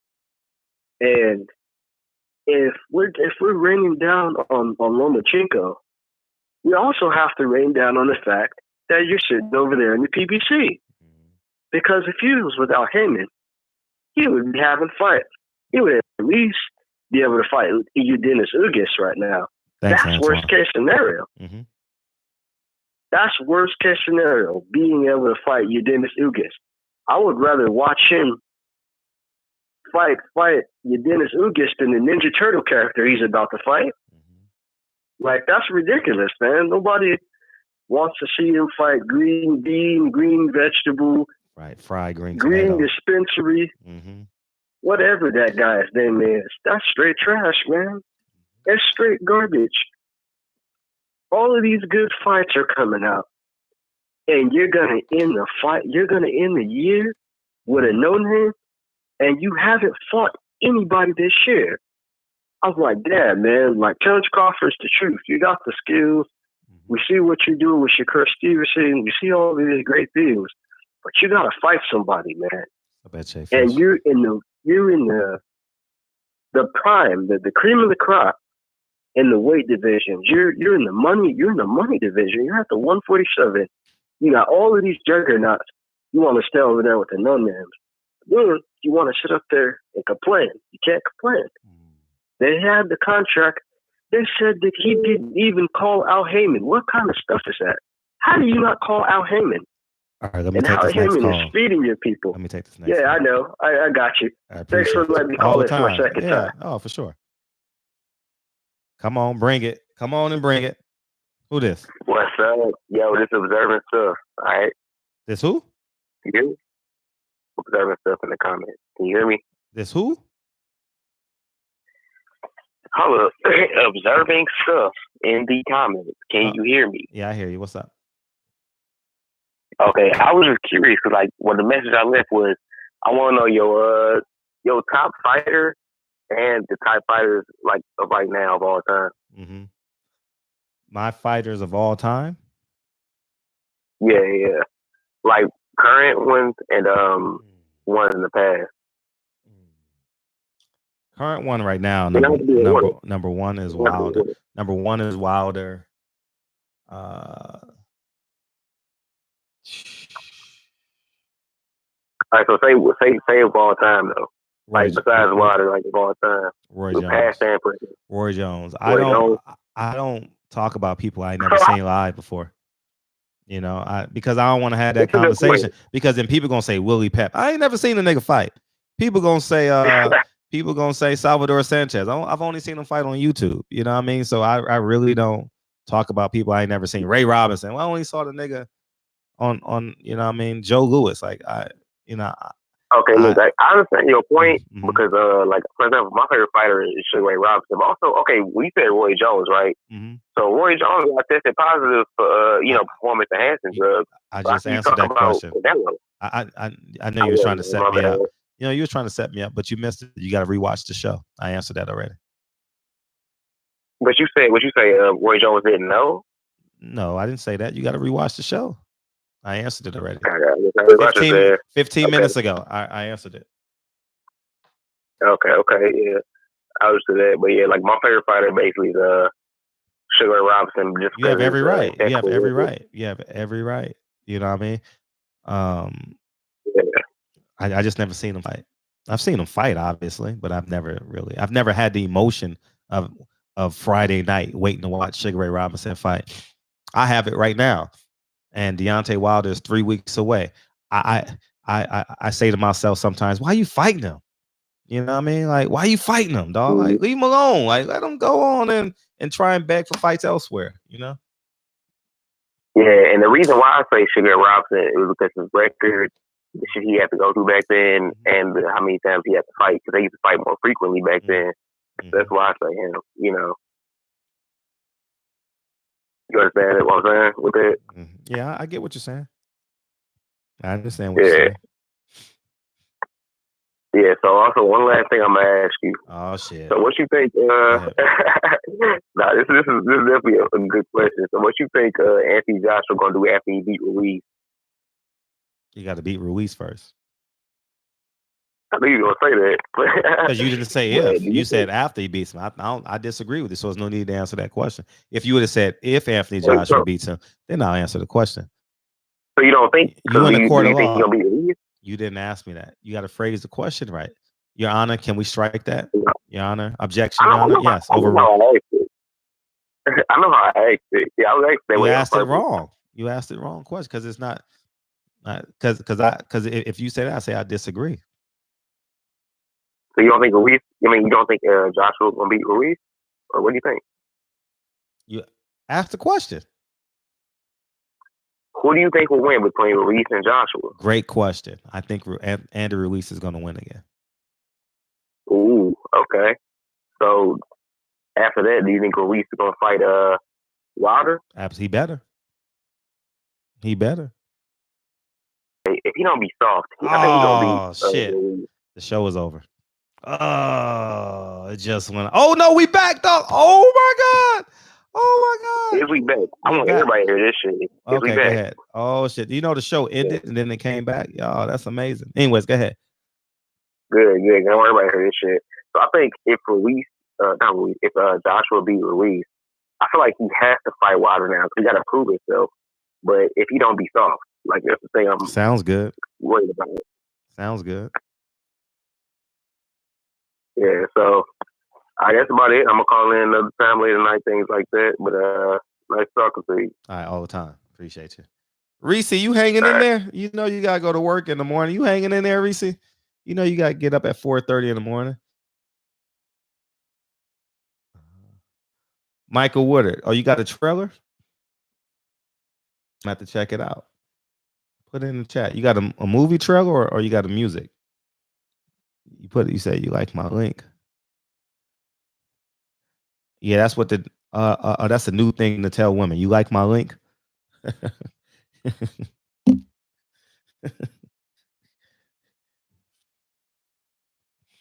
Can I copy and paste my link? Oh man, I don't know, man. It's late. It's not even late, dog. It's only 11:53.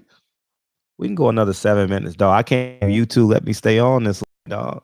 Any more callers calling in? Call me now. Y'all mad at my pound for pound list? Hey, I ain't gonna lie. To y'all. Y'all had me crying in the comment section, dog. Man, that shit was funny. I like Leonard. I like Sugar Ray Leonard. I liked him. Roy Jones in his prime was a problem. Yeah, appreciate you, Antoine, for the compliment too. Yeah. Red Stock Boxing. Ruiz gonna whoop. Hey, he gonna beat his ass. Maybe we'll talk about that tomorrow. Maybe we'll talk about Wilder tomorrow. Wilder being the pound for pound best fighter in the world. I think he is. I know. I love my pound for pound list too. TC the Crisis. Anyone mad? See how we feel. What Jarvis wrong about? What you say? What's up, Asia Math? Welcome to the chat, man. Welcome back. You've been gone all weekend. You had a long weekend. You couldn't get out. I might have to call in. You can call in anytime. You welcome. Observing. You welcome. But you better put your number in though. I only picked up the block number because it was late. So make sure you call with your other number. If you call in the middle of the live, I ain't gonna pick up. Because you know the trolls call with block numbers and shit. I ain't gonna call you back. Don't worry about it. I ain't gonna call you back on you. Asian Math, let me borrow $3. That's it, dog. We good. We gravy.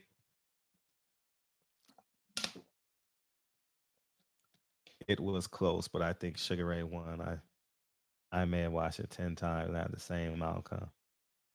Where your super chats? They gonna come someday. They gonna come back one day. I ain't making no money off YouTube. I just love y'all. Jarvis, Muir, Cap, Batman, you hanging in there, motherfucker. Jay Cooley, we about to get out. More butter biscuits, please, sir. We about to get up out of here. Antoine, I appreciate Pink Game on fire. What song y'all want to listen to on the way out? Y'all want to listen to the intro on the way out? Y'all want to sing the intro together? Who want to sing the intro with me? Tone, what up? Good night. Observing the truth.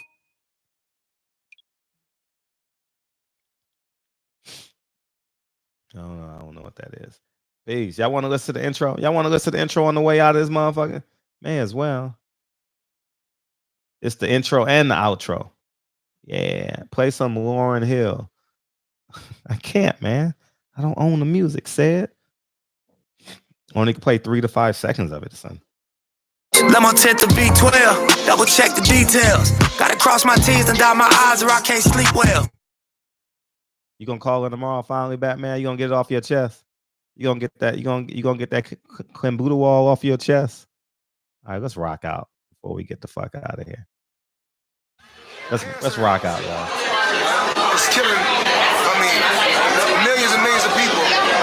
Eddie Hearn is alive, yeah. My team, along with Sam Watson and his team, we're going to stand together and fight this disease.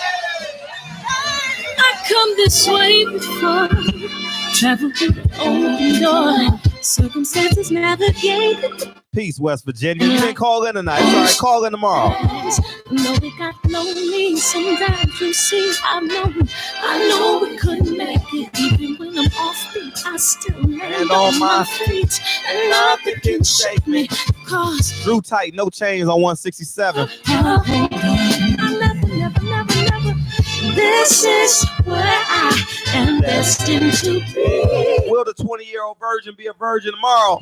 Ready to give up. All right, here we go, y'all. Here we motherfucking go, y'all. Love y'all. Life's a quick, no rehearsal. Learn quickly, they'll come for your role. Games we play, can't take it. Say who you want to say. Say it as loud as you want. Cause the devil is a lie. I'm telling you the truth. It's only what you do. So things you gotta do. Fight for millions. Take a second, see the blessing in it. With much expected, much is given. When I made the living, now I'm giving back to children. Never let the power come first before your happiness. Yes, you can be the best if you go the distance. Mix a little sweat with your persistence. You know that the best things are never instant. Just shine, let them see your brilliance. Get up, open up your eyes now. It's the moment of truth. No backing down. No backing down, y'all. It's for your children. It's a given. You got. Watch how many boxing references is in this verse. And guess who wrote it? This my personal statement. Run the game like I'm ASICs. Learn to develop patience. Determined to be the greatest. Yeah. Bobbing and weaving. They changing up like the seasons. Indigenous to the grind. So I do it for all my people. Jabbing the competition. Back up against the ropes. You fighting for recognition. I'm fighting just to promote equality where we lacking. Or cancer slowing our road. I'm confident we'll make it. We focus on common goals. Yeah. Give back, give love, giving something away. Never give up, stand tall to fight another day. 10 toes, 2 feet. 10 toes, 2 feet, motherfucker. Stand on your motherfucking square right now. And fight this final round. All right, here we go, y'all. Here we go. Say it as loud as you motherfucking can. Learn quickly, they'll come for your role. Games we play, can't take it no slow. Cause the devil is alive. I'm telling you the truth. It's only what you do. Some things you gotta do.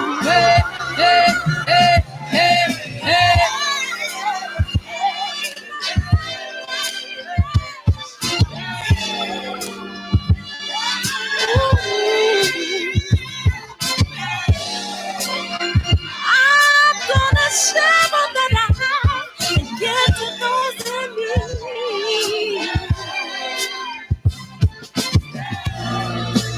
So we're gonna win this battle, fight that disease.